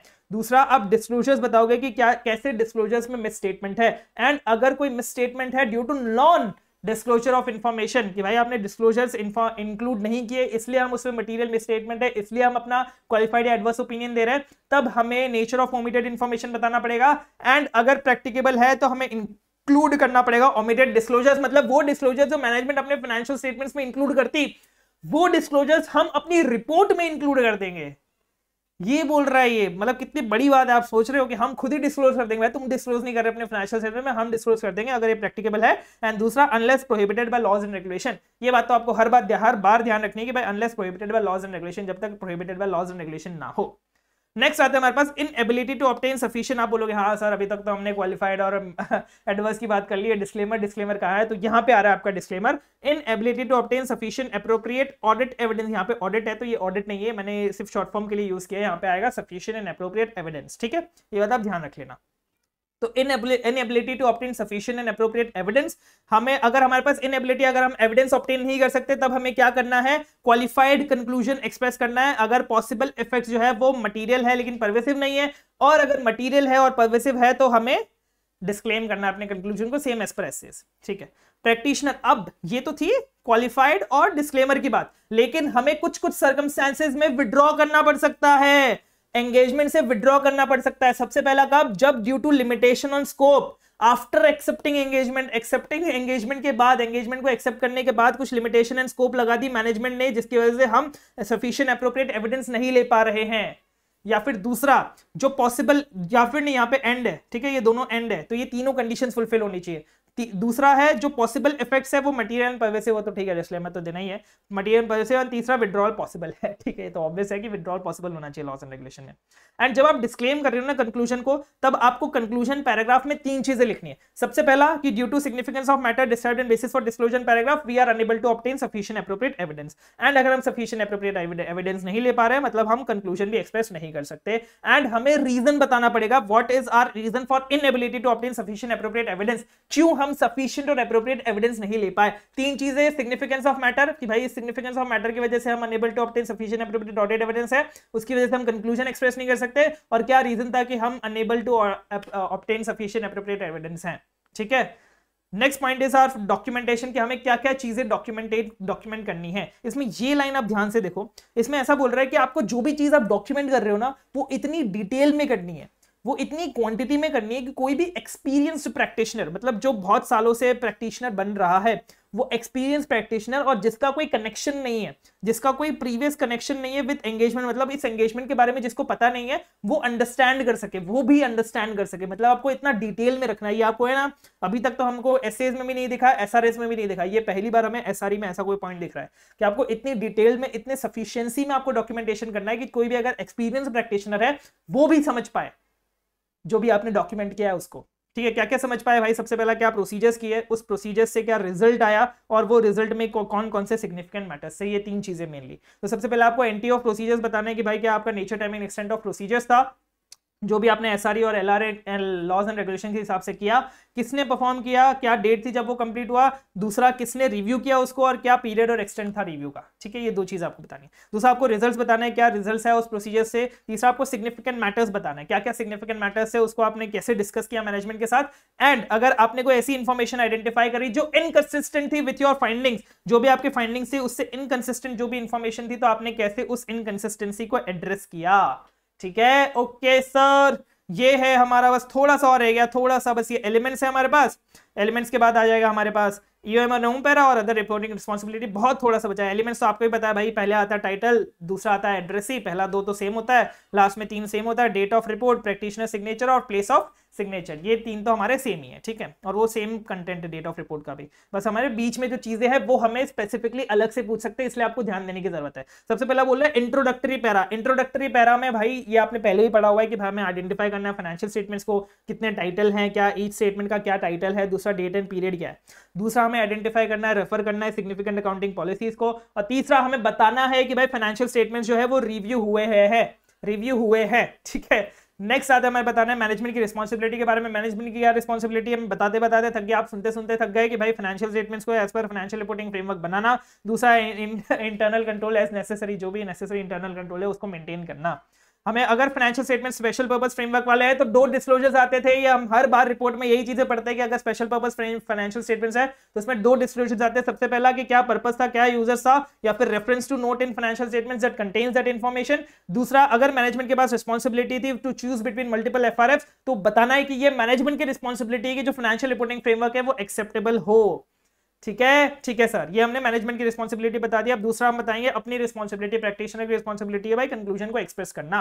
ठीक है, और हम ये जो डिस्क्रिप्शन बताएंगे रिव्यू ऑफ फाइनेंशियल स्टेटमेंट्स का, कि भाई हम रिव्यू ऑफ फाइनेंशियल स्टेटमेंट्स कर रहे थे, उसमें हम क्या क्या चीजें बताएंगे। सबसे पहला जो भी प्रोसीजर्स हमने परफॉर्म किए, जिसमें इंक्वायरीज एंड एनालिटिकल प्रोसीजर आता है। प्रोसीजर्स के बाद आता है हमारे पास ओपिनियन या फिर कंक्लूजन, जो भी हम यहाँ पे बोलते हैं। तो प्रोसीजर्स जो हम रिव्यू में परफॉर्म करते हैं वो सब्सटेंशियली लेस होते हैं देन दोज इन ऑडिट। ये हमें बताना है अपनी रिपोर्ट पे कि भाई अगर हम ऑडिट करते तो हम इससे ज्यादा प्रोसीजर्स परफॉर्म करते हैं, लेकिन हम रिव्यू कर रहे हैं इसलिए हमने कम प्रोसीजर्स परफॉर्म किए। एंड दूसरा, हम इसमें ऑडिट ओपिनियन एक्सप्रेस नहीं करते हैं, और हम ऑडिट ओपिनियन एक्सप्रेस नहीं करते इसका मतलब हम लिमिटेड एश्योरेंस एंगेजमेंट है, ये हम इसमें लिमिटेड एश्योरेंस देते हैं।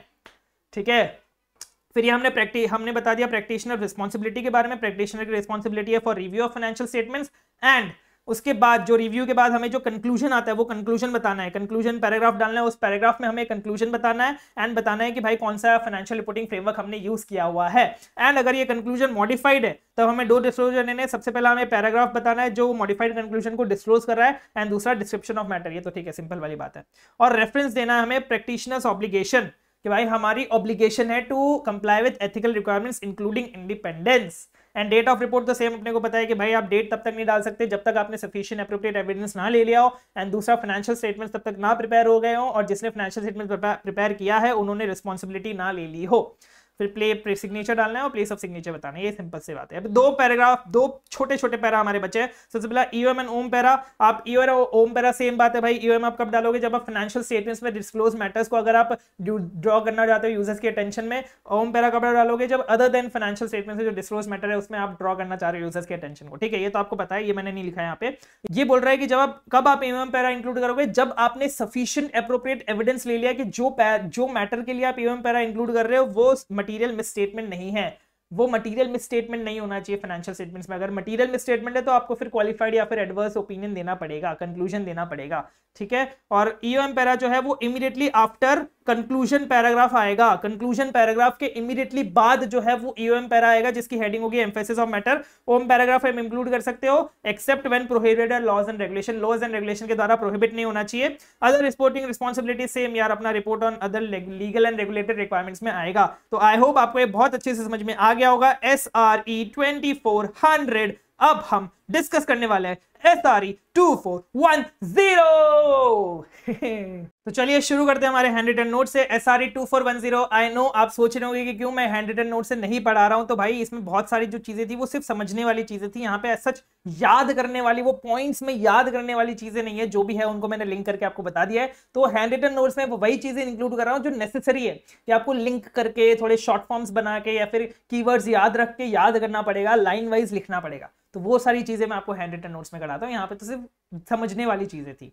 ठीक है, तो अब हम चलते हैं हमारे SRE 2410 पे, which is review of interim financial information performed by independent auditor. अगर इंडिपेंडेंट ऑडिटर है जो इंटरिम फाइनेंशियल स्टेटमेंट्स का रिव्यू कर रहा है वो आएगा SRE 2410 में। ये याद रखना, यहाँ पे है ऑडिटर। 2400 में ऑडिटर नहीं होता था, वो कोई और प्रैक्टिशनर होता था, इसलिए हम उसको प्रैक्टिशनर बोलते थे। यहाँ पे हम ऑडिटर बोलेंगे। इंटरिम मतलब क्या होता है भाई, शॉर्टर देन फाइनेंशियल ईयर, मतलब 12 मंथ से कम के अगर कोई भी हम फाइनेंशियल स्टेटमेंट्स प्रिपेयर कर रहे हैं उसको हम बोलते हैं इंटरिम। और यूजुअली हम क्वार्टर की बात करते हैं, जो क्वार्टरली हम स्टेटमेंट्स प्रिपेयर करते हैं ना लिस्टेड एंटिटीज में, उनका जो रिव्यू होता है जो इंडिपेंडेंट ऑडिटर ही करता है उसको, वो उस पे लगता है SRE 2410। ठीक है, तो सबसे पहले हम बात करते हैं अंडरस्टैंडिंग एंटिटी। यहाँ पे आपको एक क्वेश्चन आएगा जो आपके क्वेश्चन बैंक आपके ICA मॉड्यूल में भी है कि भाई आप अंडरस्टैंड कैसे करोगे एंटिटी को व्हाइल परफॉर्मिंग SRE 2410। तो उसमें बहुत सारे पॉइंट्स है वैसे तो, लेकिन वो 5 मार्क के लिए आएगा आपके लिए, मैक्सिमम 5 मार्क का क्वेश्चन आता है। तो आपको सिर्फ 5 पॉइंट ध्यान में रखने, वो मैं 5 पॉइंट आपको इधर बता देता हूँ। ये है हमारा अंडरस्टैंडिंग एंटिटी, कहां पे आता है SA 315 में। ठीक है, तो एक बात समझो, आप परफॉर्म कर रहे हो स्टैंडर्ड्स और रिव्यू एंगेजमेंट फॉर 2410। ठीक है, तो सबसे पहले आप उनसे पूछोगे कि भाई आप मुझे ये बताओ, आप इंटरिम फाइनेंशियल स्टेटमेंट्स कैसे बनाते हो, what is your process to make interim financial statements, right. ठीक है, आपने वो प्रोसेस समझ लिया। अब आप उनसे ये पूछोगे क्या ये प्रोसेस में कोई चेंज आया, क्या ये प्रोसेस में बिजनेस की वजह से कोई चेंज आया, मतलब बिजनेस में कोई चेंज आया, क्या इंटरनल कंट्रोल्स में कोई चेंज आया जिसकी वजह से प्रोसेस में चेंज आ सकता है। ये आपने 3 चीजें पूछ ली उनसे।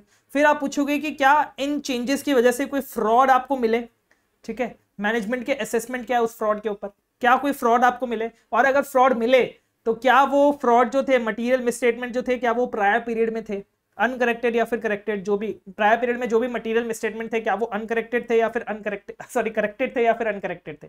ये 5 चीजें आप अंडरस्टैंडिंग एंटिटी में लिख सकते हो। ठीक है, एक बार मैं आपको करवा देता हूं, बाकी पॉइंट्स आपसे पढ़ोगे तो भी चलेगा। तो understanding entity and it's internal control क्या क्या है, सबसे पहले आपको करना है इंक्वायरी करना है मैनेजमेंट की क्या प्रोसेस है जिससे वो इंटरिम फाइनेंशियल इंफॉर्मेशन बनाते हैं। दूसरा, जो बनाते हैं क्या उसमें कोई चेंजेस आ रहा है बिकॉज ऑफ द बिजनेस या फिर because of changes in internal control, और उन चेंजेस की वजह से क्या कोई फ्रॉड होने की संभावना है। ठीक है, और उनका क्या असेसमेंट है, मैनेजमेंट का क्या असेसमेंट है फ्रॉड के लिए, एंड अगर फ्रॉड होने की संभावना है तो क्या कोई अनकरेक्टेड या फिर करेक्टेड प्रायर पीरियड में मटेरियल मिसस्टेटमेंट्स थे या नहीं थे। ठीक है, बाकी सीधा आप पढ़ लेंगे, बहुत सिंपल सी बात है। जो मटेरियल मिसस्टेटमेंट थे उसमें मटीरियलिटी कैसी थी, मटीरियलिटी 2 चीजों में काम आती है, सबसे पहला एंटी ऑफ प्रोसीजर्स एंड दूसरा इफेक्ट ऑफ मटीरियल मिसस्टेटमेंट्स को आइडेंटिफाई करने के लिए, इवैल्यूएट करने के लिए। बाकी आप पढ़ेंगे रीडिंग डॉक्यूमेंटेशन, भाई रीड कर लो, डॉक्यूमेंटेशन को रीड कर लो, फिर आप सिग्निफिकेंट रिस्क को कंसिडर कर लो, मोस्ट रीसेंट एनुअल या फिर इंटरिम फाइनेंशियल स्टेटमेंट्स को कंसीडर कर लो, रीड कर लो, अकाउंटिंग एंड रिपोर्टिंग मैटर्स को देख लो, रिजल्ट्स देख लो, जो भी आपने ऑडिट प्रोसीजर्स परफॉर्म किए करंट ईयर में उनके आप रिजल्ट्स को देख लो। ये सारी चीज मतलब आगे पढ़ोगे ना, रिसेंटली अपॉइंटेड ऑडिटर हो, अगर आप रिसेंटली अपॉइंटेड ऑडिटर हो इसका मतलब क्या आपने एनुअल फाइनेंशियल स्टेटमेंट्स नहीं किए, आपने अभी तक ऑडिट नहीं किया एनुअल फाइनेंशियल स्टेटमेंट्स की, आप फर्स्ट क्वार्टर कर रहे हो रिव्यू का। ठीक है, अगर आप रिसेंटली अपॉइंटेड ऑडिटर हो जिसने अभी तक audit of annual financial statements नहीं किया है तो वो अंडरस्टैंडिंग ऑब्टेन कर सकता है for entity for preparation of both annual and interim financial information. समझे? इसका मतलब क्या, अभी जो आप ऑब्टेन कर रहे हो ना अंडरस्टैंडिंग, उस अंडरस्टैंडिंग को आप दोनों में यूज कर सकते हो, रिव्यू में भी यूज कर सकते हो, ऑडिट में भी यूज कर सकते हो, एनुअल ऑडिट में भी यूज कर सकते हो। ठीक है, ये बात आप ध्यान रखना। नेक्स्ट पॉइंट आता है inquiries, analytical and other review procedures, कि भाई इसमें भी सेम जो मैंने बात बोली थी, इंक्वायरी आता है और एनालिटिकल प्रोसीजर्स आता है। इसमें हम क्या क्या प्रोसीजर्स परफॉर्म करते हैं, रीड कर लो, मिनट्स ऑफ मीटिंग, मतलब ये भी आपको रीड करना है, कुछ बेसिकली 4-5 पॉइंट्स आपसे पूछ सकता है, तो ये मैं आपको बता दूंगा कैसे आपको ये वाला पॉइंट याद रखना है। बाकी रीड कर लो मिनट्स ऑफ मीटिंग्स को, कंसिडर कर लो जो matters give rise to modification, अगर कोई ऐसा मैटर है जो मॉडिफिकेशन की तरफ इशारा कर रहा है उसको कंसिडर करना है। कम्युनिकेट कर लो आप अदर कॉम्पोनेंट ऑडिटर्स को। फिर इंक्वायर कर लो, इंक्वायर करना है आपको मैनेजमेंट को, किन किन चीजों के लिए इंक्वायर करोगे। सबसे पहला कि जो इंटरिम इन्फॉर्मेशन है वो financial as per financial reporting framework बनी है कि नहीं बनी है, सबसे बेसिक बात। दूसरा, कोई नया अकाउंटिंग प्रिंसिपल है क्या, या फिर पुराने में कोई चेंजेस है क्या, कोई अनकरेक्टेड मिसस्टेटमेंट है क्या, कोई यूजुअल सिचुएशंस है क्या जिसकी वजह से कोई अनकरेक्टेड मिसस्टेटमेंट रह गई हो। अनयूजुअल सिचुएशंस है जिसमें हमें सिग्निफिकेंट अजम्पशंस लगाना पड़ रहा है। सिग्निफिकेंट अजम्पशंस तो हमें रिलेटेड पार्टीज में भी लगाना पड़ता है। ठीक है, रिलेटेड पार्टीज को हमें कमिटमेंट्स, ये तो ठीक है मैं पता नहीं क्या बोल रहा हूँ, लेकिन हाँ आप ऐसे थोड़ा मतलब थोड़ा बहुत आप ऊपर नीचे करके इसको 2-3 बार पढ़ोगे तो आपको समझ में आ जाएगा। कमिटमेंट्स है, कंटिंजेंट लायबिलिटीज है, सेम ही है, कमिटमेंट और कंटिंजेंट लायबिलिटी ऑलमोस्ट सेम ही बात होती है। कंटिंजेंट लायबिलिटी किस लिए, लायबिलिटी क्यों है आपकी, बिकॉज ऑफ डेट कॉवेनेंट्स, कि क्या आपने डेट कॉवेनेंट से कंप्लाई किया है या नहीं किया है। ठीक है, ये सारी बात। फ्रॉड और सस्पेक्टेड फ्रॉड की बात आ जाती है इसमें, यहाँ पे फ्रॉड और सस्पेक्टेड फ्रॉड की बात आ जाती है, एलिगेशंस ऑफ फ्रॉड की बात आ जाती है। 240 250 करके आप याद कर सकते हो कि ये 240 यहाँ पे एक 240 का, यहाँ पे एक 250 का, एक यहाँ पे हमारे पास 550 का गया। ठीक है, तो उन सब के बारे में आप इंक्वायरी, वो वाला जो इंक्वायरी वाला मैटर्स था ना, वहाँ पे हमने 2400 में जो देखा था 240 250 550 560 570 मटीरियल दोनों, ये दोनों मटीरियल भी आ गए यहाँ पे, कमिटमेंट्स और कंटिंजेंट लायबिलिटीज। ठीक है, तो वो सारे पॉइंट्स आप यहाँ पे लिख सकते हो, उसके भी मार्क्स आपको मिल जाएंगे। ठीक है, उसकी टेंशन मत करना आप। ठीक है, और एनालिटिकल प्रोसीजर्स हम क्यों करते हैं, ताकि हम आइडेंटिफाई कर पाए अनयूजुअल रिलेशनशिप जिसको हम बोलते हैं इनकंसिस्टेंसी। ये मैंने आपको 2400 में बताया था। अब 3 पॉइंट है यहाँ पे, सब्सीक्वेंट इवेंट्स, रिटर्न रिप्रेजेंटेशन और गोइंग कंसर्न, जो सेम एज SRE 2400 है, इसलिए मैं आपको वापस से यहाँ पे नहीं बता रहा, सेम वो हमने कवर कर लिया, तो फिर वापस से क्यों लिखना, क्या बताना उसमें। ठीक है, तो सेम है, मतलब सेम, बस गोइंग कंसर्न का एक और पॉइंट नीचे आएगा, वो मैं आपको बता दूंगा। ठीक है, next, direct communication with entities lawyer. अच्छा सर, ये तो वही वाला है ना, ऐसे 501 वाला, हम लॉयर से डायरेक्टली कम्युनिकेट करते थे to check the completeness of the litigation in claims. हाँ, वो पॉइंट भी है, ये दूसरा पॉइंट है। ये बोलना चाह रहा है कि अगर आपको ऐसा लग रहा है सर्कमस्टेंसेज में अगर आपको लग रहा है कि भाई interim financial information is not prepared as per applicable financial reporting framework, और आपको लगता है कि लॉयर के पास ऐसी इंफॉर्मेशन हो सकती है जो आपको पता लगाने में हेल्प करे कि भाई financial statements as per applicable financial reporting framework क्यों नहीं बने या फिर नहीं बने हैं या फिर बने हैं, तो इसलिए आप लॉयर को डायरेक्टली कम्युनिकेट भी कर सकते हो, जो एंटिटी के लॉयर की बात हो रही है यहाँ पे, ठीक है। Next is evaluation of statement, same जो हमने ऐसे 450 में पढ़ा था कि भाई हम इवैल्यूएट करते हैं इंडिविजुअली या फिर एग्रीगेट, इंडिविजुअली में स्टेटमेंट्स को इवैल्यूएट करते हैं या फिर एग्रीगेट सबको मिला के इवैल्यूएट करते हैं कि क्या जो अनकरेक्टेड स्टेटमेंट्स है वो मटेरियल है, एंड क्या मटेरियल एडजस्टमेंट रिक्वायर्ड है इंटरिम फाइनेंशियल इंफॉर्मेशन में, क्या इंटरिम फाइनेंशियल इंफॉर्मेशन कुछ एडजस्टमेंट करने की जरूरत है या नहीं है। Next is auditor's responsibility for accompanying information, accompanying information is same as your other information, याद आया कौन सा ऐसे, एक बार कमेंट करके बता देना, ठीक है मैं ही बता देता हूं, कमेंट तो आप क्या ही करोगे, ऐसे 720 कमेंट बस इतना करते ना, हम सीए बनेंगे, ताकि जो भी ये वीडियो देखे उसको मोटिवेशन आ जाए कि वो भी सीए बनेगा। अभी वीडियो खत्म नहीं हुआ है, वीडियो चल रहा है, ठीक है। अकम्पनिंग इंफॉर्मेशन में ऑडिटर्स की क्या रिस्पांसिबिलिटी भाई, सबसे पहला चेक करो, रीड करो अदर इंफॉर्मेशन को कि क्या कोई मटेरियल इनकंसिस्टेंसी है, जैसे हम एनालिटिकल प्रोसीजर्स में इनकंसिस्टेंसी वर्ड यूज करते थे वैसे यहाँ पे भी हम इनकंसिस्टेंसी वर्ड यूज करते हैं, ये मैंने आपको ऐसे 720 में बताया हुआ है, ठीक है। तो हम पहले रीड करेंगे अदर इंफॉर्मेशन को, अदर इंफॉर्मेशन का मतलब एनुअल रिपोर्ट, यस सर, ठीक है। तो क्या क्या देखेंगे कि भाई मटेरियल इनकंसिस्टेंसी है क्या नहीं है, या नहीं है इन इंटरिम फाइनेंशियल इंफॉर्मेशन। अगर मटेरियल इनकंसिस्टेंसी है तो हमें ये चेक करना पड़ेगा कि material inconsistency interim financial information में है या फिर अदर इंफॉर्मेशन में, मतलब रिवाइज किसको करना है, इंटरिम फाइनेंशियल इंफॉर्मेशन को रिवाइज करना है या फिर अदर इंफॉर्मेशन को रिवाइज करना है। अगर रिवाइज करना है इंटरिम इंफॉर्मेशन को और मैनेजमेंट रिफ्यूज कर रही है, मैनेजमेंट बोल रही है मैं तो रिवाइज नहीं करने वाली इंटरिम इंफॉर्मेशन को, तब हमें देखना है इंप्लीकेशंस फॉर रिपोर्ट, तब हमें देखना है कि क्या हमें कंक्लूजन्स को मॉडिफाई करने की जरूरत है या नहीं है।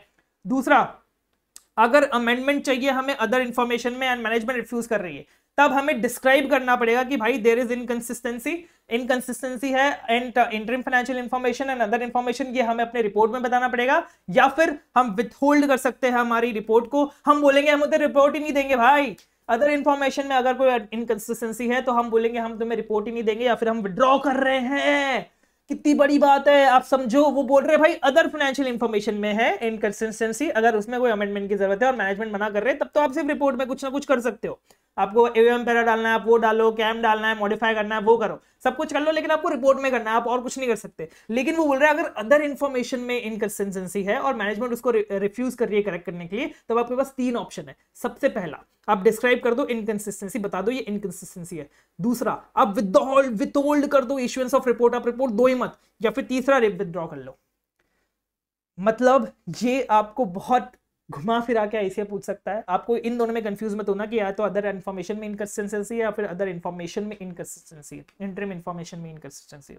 अगर अदर इन्फॉर्मेशन में कोई मटेरियल मिसस्टेटमेंट ऑफ फैक्ट है, इनकंसिस्टेंसी नहीं है, यहाँ पे अमेंडमेंट की जरूरत नहीं थी, ठीक है। यहाँ पे बोला गया कि भाई अगर कोई मटेरियल मिसस्टेटमेंट ऑफ फैक्ट है, फैक्ट में कुछ मटेरियल मिसस्टेटमेंट है, तो हमें डिस्कस करना पड़ेगा मैनेजमेंट के साथ, ये देखने के लिए कि भाई वो जो फैक्ट है ना, वो जिस जजमेंट के बेसिस पे बनाए क्या उसमें वैलिड डिफरेंस है, मतलब मेरी जजमेंट के हिसाब से ये अमाउंट आना चाहिए और मैनेजमेंट की जजमेंट के हिसाब से ये अमाउंट आना चाहिए, तो जो डिफरेंस है जजमेंट में क्या वो वैलिड है, मतलब क्या मैनेजमेंट का जजमेंट जो है वो सही है और मेरा भी जजमेंट सही है। अगर ऐसा है तो हमें मैनेजमेंट को रिक्वेस्ट करना पड़ेगा to consult with qualified third party for resolution, कि भाई आप थर्ड पार्टी के साथ जाकर कंसल्ट करो कि भाई हम दोनों में से कौन सही है। समझे, ऐसा हो सकता है ना, जजमेंट के बेसिस पे भी हम अदर इंफॉर्मेशन में बहुत सारी चीजें डालते हैं ना, तो वो मेरे हिसाब से तो ये जजमेंट सही है, उनके हिसाब से ये जजमेंट सही है, और दोनों का जजमेंट सही है, ठीक है, दोनों अपनी अपनी जगह पे सही है, तब हमें मैनेजमेंट को रिक्वेस्ट करना पड़ेगा कि भाई किसी थर्ड पार्टी से पूछ लो रिजॉल्व करने के लिए। एंड अगर मैनेजमेंट रिफ्यूज करती है to correct material misstatement of fact, तो हमें नोटिफाई करना पड़ेगा टीसीडब्ल्यूजी को और ऑब्टेन करनी पड़ेगी लीगल एडवाइस। ये 3 केसेस आ रहे हैं यहाँ पे, आप ध्यान से देखेंगे तो पहला केस है जब अमेंडमेंट नहीं किया इन इंटरिम इन्फॉर्मेशन, दूसरा केस है जब अमेंडमेंट नहीं किया इन अदर इन्फॉर्मेशन, तीसरा केस है जब करेक्ट नहीं किया मटेरियल मिसस्टेटमेंट ऑफ फैक्ट को। तो आपको ये क्वेश्चन में अच्छे से ध्यान से देखना पड़ेगा भाई वो कौन से केस की बात कर रहा है, फिर उस हिसाब से आपको सारा जो आपका प्रोसीजर है वो करना पड़ेगा, ठीक है sir. Yes sir. Next is communication with management and TCWG, कब कब किन किन सिचुएशंस में आपको कम्युनिकेट करना है टीसीडब्ल्यूजी को। सबसे पहली बात, अगर कोई मटेरियल एडजस्टमेंट चाहिए आपको इंटरिम इन्फॉर्मेशन में, तब आपको कम्युनिकेट करना पड़ेगा as soon as practicable to management. भाई जिस दिन, जिस क्षण, जिस सेकंड आपको पता चला ना कि भाई इंटरनल फाइनेंशियल स्टेटमेंट्स में मटेरियल एडजस्टमेंट की जरूरत है, उस दिन उस सेकंड आप मैनेजमेंट के साथ मैनेजमेंट को कम्युनिकेट कर देना कि भाई ये मटेरियल एडजस्टमेंट की जरूरत है। अगर मैनेजमेंट रिस्पॉन्ड नहीं करती विद इन रीजनेबल पीरियड वो कुछ दिया नहीं, यहाँ पे कितने दिन की बात कर रहे हैं लोग, लेकिन रीजनेबल पीरियड आपको लगता है कि हाँ भाई इतने दिन में तो मैनेजमेंट को रिस्पॉन्ड कर देना चाहिए था, लेकिन मैनेजमेंट ने रिस्पॉन्ड नहीं किया, तब किसके पास जाएंगे? उनके पापा के पास जाएंगे, उनसे शिकायत करेंगे, उनको बोलेंगे कि देखो देखो मैनेजमेंट को हमने टाइम दिया था लेकिन मैनेजमेंट ने अभी तक करेक्ट नहीं किया, एज सून एज प्रैक्टिकेबल। ठीक है, या तो आप ये जो काम कर रहे हो ना, जो मैनेजमेंट और टीसीडब्ल्यूजी को इन्फॉर्म करने का काम कर रहे हो, वो या तो ओरली कर लो या फिर राइटिंग कर लो। आप कैसे डिसाइड करोगे ओरली करना है या फिर राइटिंग करना है? 3 केसेस पे, 3 फैक्टर्स पे। सबसे पहला नेचर क्या है उस मैटर का, दूसरा सेंसिटिविटी एंड सिग्निफिकेंस क्या है, भाई कितना सिग्निफिकेंट मैटर है, क्या उसको जल्दी से जल्दी रिजॉल्व करने की जरूरत है या नहीं है, क्या नेचर है उस मैटर का, क्या फ्रॉड है या फिर नहीं है, वो सारी चीजों पर डिपेंड करेगा, क्या टाइमिंग है उस मैटर की, मतलब उसको कितना जल्दी रिपोर्ट करना पड़ेगा मैनेजमेंट को। तो ये सारे बेसिस पे आप ओरली भी कर सकते हो और राइटिंग में भी कर सकते हो। अगर आप ओरली कर रहे हो तब आपको डॉक्यूमेंट करना पड़ेगा उसको, कम्युनिकेशन को अपने, ठीक है, मतलब आपको डॉक्यूमेंट तो करना ही पड़ेगा, लेकिन आप रिटर्न भी कर सकते हो मैनेजमेंट के साथ कम्युनिकेशन, या फिर ओरली भी कर सकते हो। ठीक है, अब हमने पापा को बता दिया, अब पापा भी रिप्लाई नहीं दे रहे, पापा भी रीजनेबल पीरियड में हमें रिप्लाई नहीं दे रहे, तब हमें कंसीडर करना पड़ेगा 3 चीज। ये ध्यान रखना, आपके आईसीएम मॉड्यूल में इसका क्वेश्चन है। अगर टीसीडब्ल्यूजी भी रिस्पॉन्ड नहीं कर रहा तब आपको रीजनेबल पीरियड में 3 चीजों का ध्यान देना पड़ेगा। 3 चीज आप कर सकते हो। सबसे पहला, क्या मुझे मॉडिफाई करना चाहिए अपने रिपोर्ट में, क्योंकि भाई दोनों ही रिप्लाई नहीं दे रहे, मटेरियल एडजस्टमेंट कर ही नहीं रहे। दूसरा, क्या मुझे विड्रॉ करना चाहिए फ्रॉम इंटरिम फाइनेंशियल स्टेटमेंट्स के रिव्यू से, या फिर तीसरा, क्या मुझे विड्रॉ करना चाहिए from audit of annual financial statements, मतलब मैं ही हूं ना ऑडिटर एनुअल फाइनेंशियल स्टेटमेंट्स का भी, ठीक है, मैं ही हूं independent auditor of the entity, तो मुझे वो भी देखना है कि क्या मैं उस ऑडिट से भी विड्रॉ कर लूं, क्योंकि मेरी बात तो सुन ही नहीं रहा भाई, तुम रिव्यू में मेरी बात नहीं सुन रहे, तुम रिव्यू में मेरी बात मटेरियल एडजस्टमेंट जो है वो नहीं कर रहे, ना तो मैनेजमेंट ध्यान दे रहा ना टीसीडब्ल्यूजी ध्यान दे रहा, तो तुम ऑडिट में मेरी की बात क्या सुनोगे? तो इससे अच्छा मैं अभी से ही ऑडिट में भी रिजाइन दे देता हूं, अभी से ही ऑडिट के लिए भी विड्रॉ कर लेता हूं। तो ये 3 चीजें आपको कंसिडर करनी है। एंड अगर आपको पता चलता है fraud and non compliance with laws and regulation के बारे में, तब हमें as soon as practical communicate करना है मैनेजमेंट को, एंड देखना है कि क्या हमें टीसीडब्ल्यूजी को कम्युनिकेट करने की जरूरत है या नहीं है, या फिर इम्प्लीकेशंस फॉर रिव्यू रिपोर्ट, हमें रिपोर्ट में कुछ छेड़छाड़ करने की, वो मॉडिफिकेशन ओपिनियन करने की जरूरत है या नहीं है, सॉरी कंक्लूजन्स करने की जरूरत है या नहीं है। ठीक है, ये 3-4 सर्कमस्टेंसेस से जब आपको मैटर कम्युनिकेट करना पड़ता है टीसीडब्ल्यूजी और मैनेजमेंट को। अब बात करते हैं रिपोर्टिंग के बारे में कि आप कैसे रिपोर्ट करोगे। बस थोड़ा सा और ये ऐसे रह गया, देख रहे हो आप, सिर्फ इतना सा। ये तो हमने सारी जो एसेज में डिस्कस किए ना चीजें, वो सारी चीजें सेम यहाँ पे वही है, तो मैं आपको जल्दी जल्दी कवर करा लूंगा, आप उससे टेंशन मत लो। एप्रोप्रिएट टाइटल होना चाहिए, एड्रेस ही होना चाहिए। नेक्स्ट है हमारे पास सिग्नेचर, प्लेस, डेट। सिग्नेचर में ही भाई बता रहे भाई रजिस्ट्रेशन नंबर डाल देना, मेंबरशिप नंबर डाल देना, यूडिन डाल देना, या यूडिन दोनों में आएगा। मैंने ऐसे 200-2400 SRE 20 ऐसे क्या कर रहा हूँ, SRE 2400 में नहीं लिखा था ये, लेकिन यूडिन दोनों में आएगा क्योंकि यहाँ पे लिखा हुआ है ऐसे SRE 2410 में ही यहाँ पे लिखा हुआ है कि भाई यूडिन दोनों की जरूरत है, इसलिए मैंने यहीं पे लिखा है। ठीक है, तो यूडिन दोनों में आएगा, ये बात ध्यान रख लेना। यूडिन तो आता ही है, यूडिन तो आपका ऐसे में भी आएगा, वो भी मैंने आपको बता दिया था। सबसे पहले आपको आइडेंटिफाई करना है आपकी इन्फॉर्मेशन को, title of each element of information and date of period, ये तो हमारा सेम आता है, सब जगह आता है। दूसरा, अगर ये complete set of general purpose financial statements है तब हमें बताना है, तब ये स्टेटमेंट डालना है हमें कि management is responsible for preparation of interim information as per applicable financial reporting framework and for fair presentation. अगर ये कंप्लीट सेट, 2 सेट होते हैं, एक होता है, मैं आपको एक एग्जांपल से समझाता हूं क्या बोल रहा हूं मैं। एक होता है कंप्लीट सेट, ठीक है, एक होता है कंडेंस सेट। कंप्लीट सेट मतलब क्या होता है, ये फाइनेंशियल स्टेटमेंट्स में सारी चीजें होती है, जो भी आपके एनुअल फाइनेंशियल स्टेटमेंट्स में जो भी स्टेटमेंट्स होते हैं, जितने भी नोट्स अकाउंट्स होते हैं, वो सारी चीजें ये कंप्लीट सेट में होती है। लेकिन कंडेंस्ड, नाम से आपको समझ में आ रहा होगा, इसमें सिर्फ छोटा कुछ पार्ट होता है, कुछ समरी होता है, कुछ 1-2 स्टेटमेंट्स होती है, सारी स्टेटमेंट्स नहीं होती, तो ये कंडेंस्ड बोलते हैं इसको अपन। ठीक है, तो 2 होते हैं, कंप्लीट सेट होता है, कंडेंस सेट होता है। तो अगर complete set of general purpose financial statements है, तब हमें बताना पड़ेगा कि मैनेजमेंट रिस्पॉन्सिबल है to prepare interim financial statements as per applicable financial reporting framework. और अगर कोई अदर केसेस है, अदर केसेस मतलब क्या, जब condensed set of financial statements है, तब हमें बताना पड़ेगा, मतलब दोनों में सेम ही बताना है, लेकिन फिर भी पता नहीं इन्होंने दोनों अलग अलग पॉइंट दिए कि भाई management responsible for interim financial statement as per applicable financial reporting framework. मैंने इसमें थोड़ा सा ज्यादा टाइम इसलिए लिया ताकि मैं आपको समझा सकूंगी कि भाई क्यों, क्या कंप्लीट सेट और कंडेंस सेट में क्या डिफरेंस है। दूसरा ये बोल रहा है कि स्टेटमेंट बताना है कि भाई ऑडिटर इज रिस्पॉन्सिबल, पहले हमने मैनेजमेंट की रिस्पॉन्सिबिलिटी बता दी, अब हम ऑडिटर की रिस्पॉन्सिबिलिटी बता देंगे कि भाई हमारी रिस्पॉन्सिबिलिटी है to express conclusion as per SRE 2410। And ये जो हम रिव्यू दे रहे हैं which is substantially less in scope than audit, मतलब ऑडिट में जितनी सारी हम चीजें करते हैं वो हम रिव्यू में नहीं करते हैं, रिव्यू में बहुत कम चीजें करते हैं। एंड अगर complete set of financial statements है जिसमें हमें फेयर प्रेजेंटेशन फ्रेमवर्क के अकॉर्डिंग ये फाइनेंशियल स्टेटमेंट्स बनाया गया, फ्रेमवर्क के अकॉर्डिंग हमें ये ऑडिट करना है, तब हमें ये देखना पड़ेगा कि क्या interim financial statements does not give true and fair view, क्या वो ट्रू एंड फेयर व्यू नहीं दे रहे in all material respects as per applicable financial reporting framework. And in other cases मतलब क्या condensed set of financial statements है, तब हमें यही देखना पड़ेगा कि क्या interim information is not prepared as per applicable financial reporting framework. मतलब बेसिकली दोनों में डिफरेंस है, फेयर यहाँ पे फेयर प्रेजेंटेशन फ्रेमवर्क है, यहाँ पे कंप्लायंस फ्रेमवर्क है अदर केसेस में, ठीक है। ये सेम मतलब ऊपर जैसे ही बोल रहा है ये, यहाँ पे भी सेम था, यहाँ पे भी सेम है, डेट प्लेस ये सब तो मैंने आपको बता दिया। तो ये था हमारा एलिमेंट्स ऑफ रिपोर्टिंग। हम जल्दी से बात करते हैं departure of applicable financial reporting framework. इसका मतलब क्या है कि अगर आपको मटेरियल एडजस्टमेंट चाहिए इंटरिम इंफॉर्मेशन में ताकि आप उस इंटरिम इंफॉर्मेशन को प्रिपेयर कर सको as per financial reporting framework. Departure का मतलब क्या होता है, आपने फाइनेंशियल रिपोर्टिंग फ्रेमवर्क फॉलो नहीं किया है, तो यही बोल रहा है अगर आपको इंटरिम फाइनेंशियल इंफॉर्मेशन में कुछ भी मटेरियल एडजस्टमेंट की जरूरत है ताकि आप वो इंटरिम फाइनेंशियल इंफॉर्मेशन को as per applicable financial reporting framework बना पाओ, तब आपको एक्सप्रेस करना पड़ेगा क्वालिफाइड और एडवर्स कंक्लूजन। डायरेक्टली एक्सप्रेस कर दो, क्योंकि भाई मैनेजमेंट ने इंटरिम फाइनेंशियल स्टेटमेंट्स बनाए नहीं है as per applicable financial reporting framework. तो अगर मैनेजमेंट ने नहीं बनाए कैसे पता चला, क्योंकि हमें पता है कि भाई कोई मटेरियल एडजस्टमेंट करना पड़ेगा, मैनेजमेंट ने एडजस्ट नहीं किया है, तब हमें एक्सप्रेस करना पड़ेगा क्वालिफाइड और एडवर्स कंक्लूजन। आप बोलोगे मैनेजमेंट को हमने कम्युनिकेट तो किया ही नहीं, बेटा कम्युनिकेट हमने ऑलरेडी कर दिया, यहाँ पे समझे, हमने तो कम्युनिकेट कर दिया ना, मैनेजमेंट ने देखा ही नहीं, मैनेजमेंट ने सुना ही नहीं, तो हम ये सब कर रहे हैं भाई, क्वालिफाइड एडवर्स ओपिनियन दे रहे हैं, कंक्लूजन दे रहे हैं। एंड अगर इन जो भी इंटरिम फाइनेंशियल इंफॉर्मेशन है which is materially affected by departure, अगर ये जो डिपार्चर हुआ है ना, मतलब ये जो हमने फॉलो नहीं किया एप्लीकेबल फाइनेंशियल रिपोर्टिंग फ्रेमवर्क को, वो मटीरियल है एंड मैनेजमेंट उसको करेक्ट नहीं कर रहा है, तब हम मॉडिफाई करते हैं रिव्यू रिपोर्ट को और उसमें हम डिस्क्राइब करते हैं कि भाई क्या डिपार्चर था और उसका क्या इफेक्ट है, ठीक है। सेम ऊपर वाली बात ही कंटिन्यू कर रहे हैं बेसिकली ये लोग ऐसा बोल रहे हैं कि भाई अगर जो हमने डिपार्चर किया है from applicable financial reporting framework वो हमारा मटीरियली इफेक्ट करता है हमारे फाइनेंशियल स्टेटमेंट्स को, तब हम अपना रिव्यू जो है वो मॉडिफाई कर देंगे और बता देंगे कि भाई क्या डिपार्चर था, उसका क्या इफेक्ट है। एंड अगर इंफॉर्मेशन जो हमारे एडिक्वेट डिस्क्लोजर के लिए नेसेसरी है वो इंक्लूडेड नहीं है इंटरिम फाइनेंशियल इंफॉर्मेशन में, मतलब कुछ डिस्क्लोजर्स आपको करने पड़ते हैं इंटरिम फाइनेंशियल इंफॉर्मेशन में, वो डिस्क्लोजर्स नहीं है, तब हमें मॉडिफाई करनी पड़ेगी रिपोर्ट को। एंड अगर प्रैक्टिकेबल है तो हमें इंक्लूड करना पड़ेगा नेसेसरी इंफॉर्मेशन इन रिपोर्ट। वही सेम बात आ रही है कि भाई नॉन डिस्क्लोजर ऑफ इंफॉर्मेशन है तब आप मॉडिफाई करो, और अगर प्रैक्टिकेबल है तो आप इंक्लूड कर लो अपने रिपोर्ट में जो भी डिस्क्लोजर्स आपको फाइनेंशियल स्टेटमेंट्स में देने चाहिए थे, आपको मतलब मैनेजमेंट को फाइनेंशियल स्टेटमेंट्स में देने चाहिए थे, वो आप अपने रिपोर्ट में डिस्क्लोज कर सकते हो अगर वो प्रैक्टिकेबल है तो ही। और ये आप कैसे करोगे, ये आप इसके लिए आप दोगे एक्सप्लेनेटरी पैरा, ठीक है, ये आप जो डिस्क्लोज करोगे ना उसके लिए आप एक्सप्लेनेटरी पैरा ऐड करोगे, ठीक है।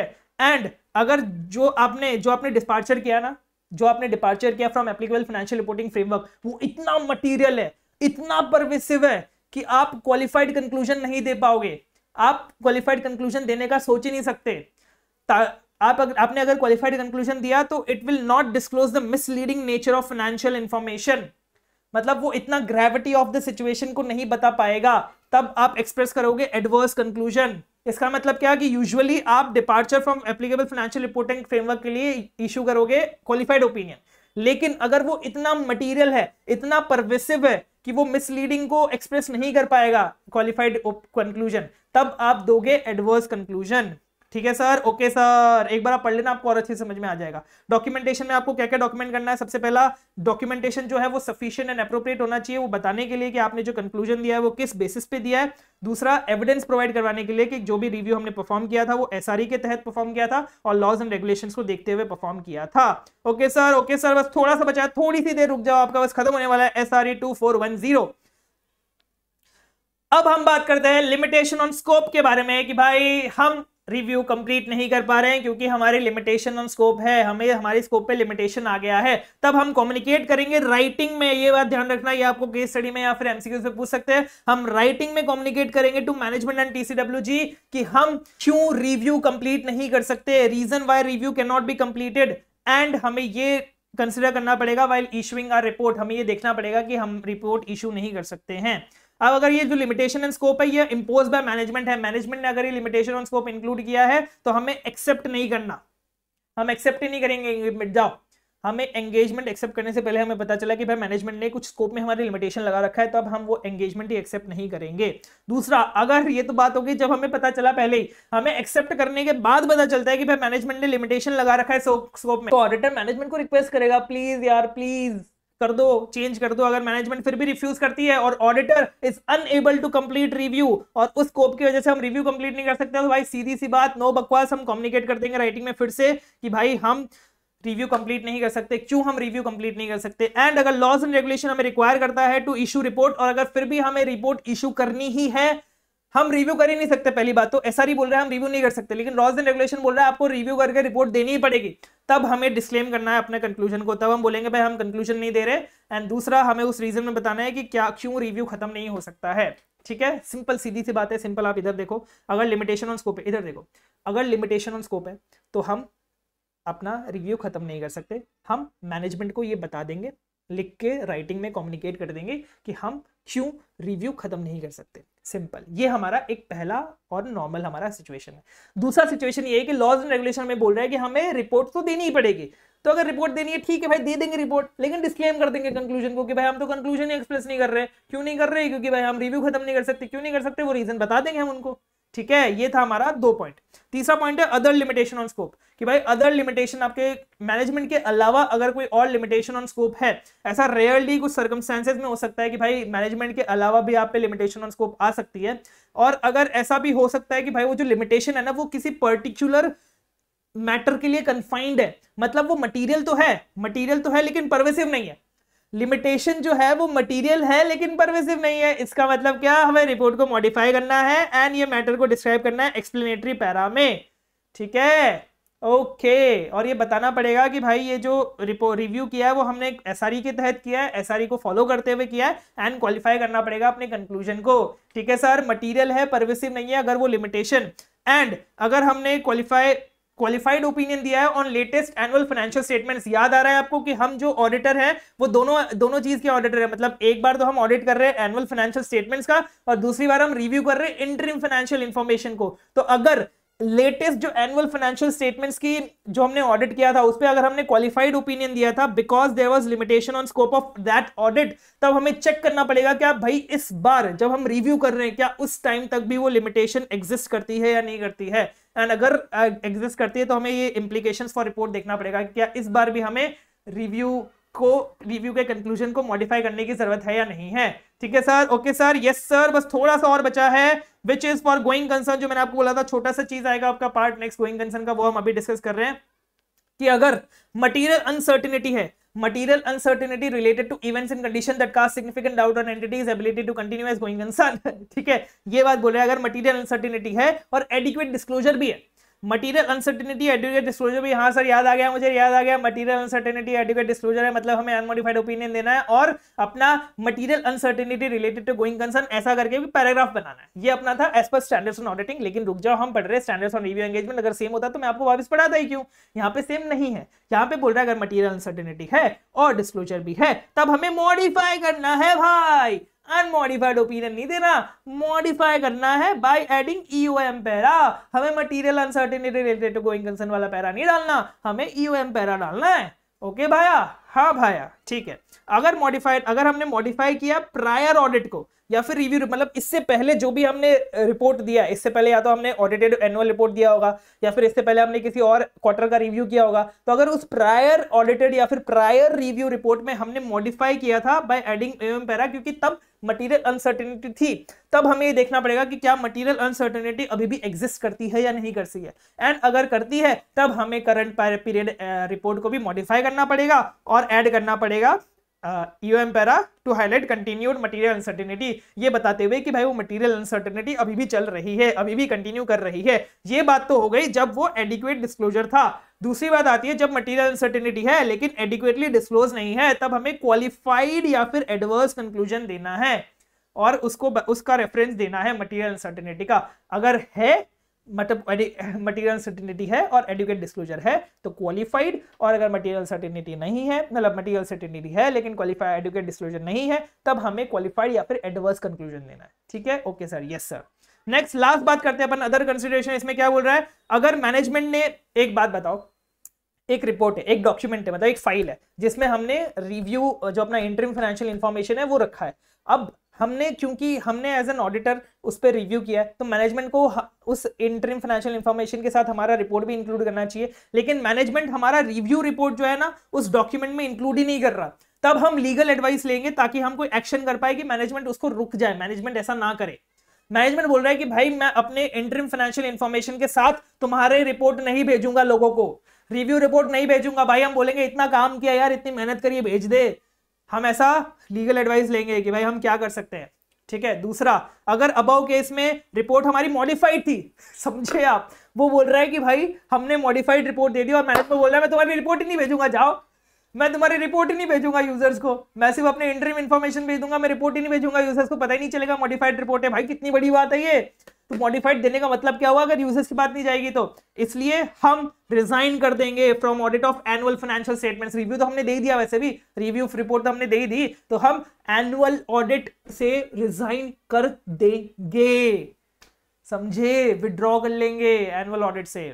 तीसरा, condense set of interim financial statements. Condense set आपको पता है जिसमें हम कुछ कुछ स्टेटमेंट्स इंक्लूड करते हैं, कुछ समरी इंक्लूड करते हैं, मतलब बेसिकली हम पूरे फाइनेंशियल स्टेटमेंट्स प्रोवाइड नहीं करते। तो अगर condense set of financial statements है उसमें सारी इंफॉर्मेशन नहीं होती एज कंप्लीट सेट, मतलब कंप्लीट सेट में जितनी इंफॉर्मेशन होती है उतनी कंडेंस सेट में नहीं होती, लेकिन उसमें सारे सिग्निफिकेंट इवेंट्स और चेंजेस प्रेजेंट होते हैं। भाई जब हमने लास्ट ऑडिट किया था उस लास्ट ऑडिट से लेके अभी तक जितने भी सिग्निफिकेंट इवेंट्स हुए, जितने भी सिग्निफिकेंट चेंजेस हुए, वो सारे होते हैं। एंड उस कंडेंस्ड सेट बनाते टाइम हम ये प्रिज्यूम करते हैं कि जो भी यूजर्स है ऑफ इंटरिम फाइनेंशियल इंफॉर्मेशन उनके पास हमारे annual latest audited financial statements भी हैं। ठीक है, मैं आपको एग्जांपल देता हूं लिस्टेड एंटिटी के केस में क्या होता है। एग्जांपल दिया यहाँ पे लिस्टेड एंटिटी का कि भाई लिस्टेड एंटिटी में आपको दोनों चीजें पब्लिक करनी पड़ती है। एक तो आपका जो एनुअल ऑडिटेड फाइनेंशियल स्टेटमेंट जो आपकी वेबसाइट पे होता है, और दूसरा आपका जो इंटरिम फाइनेंशियल स्टेटमेंट है जो आपको फाइल करना पड़ता है और आपकी वेबसाइट पे भी होता है। तो हम जब कंडेंस्ड फाइनेंशियल स्टेटमेंट बना रहे हैं, इंफॉर्मेशन इंटरिम फाइनेंशियल स्टेटमेंट बना रहे हैं, तब हम ऐसा अज्यूम करते हैं कि भाई यूजर्स के पास ना हमारे latest annual audited financial statements भी है जहां से वो डिटेल में चीजें पता कर सकते हैं। यहाँ पे तो हमने बेसिकली कुछ कुछ चीजें बताई है, जो भी सिग्निफिकेंट चेंजेस हुए वो सारी चीजें बताई है।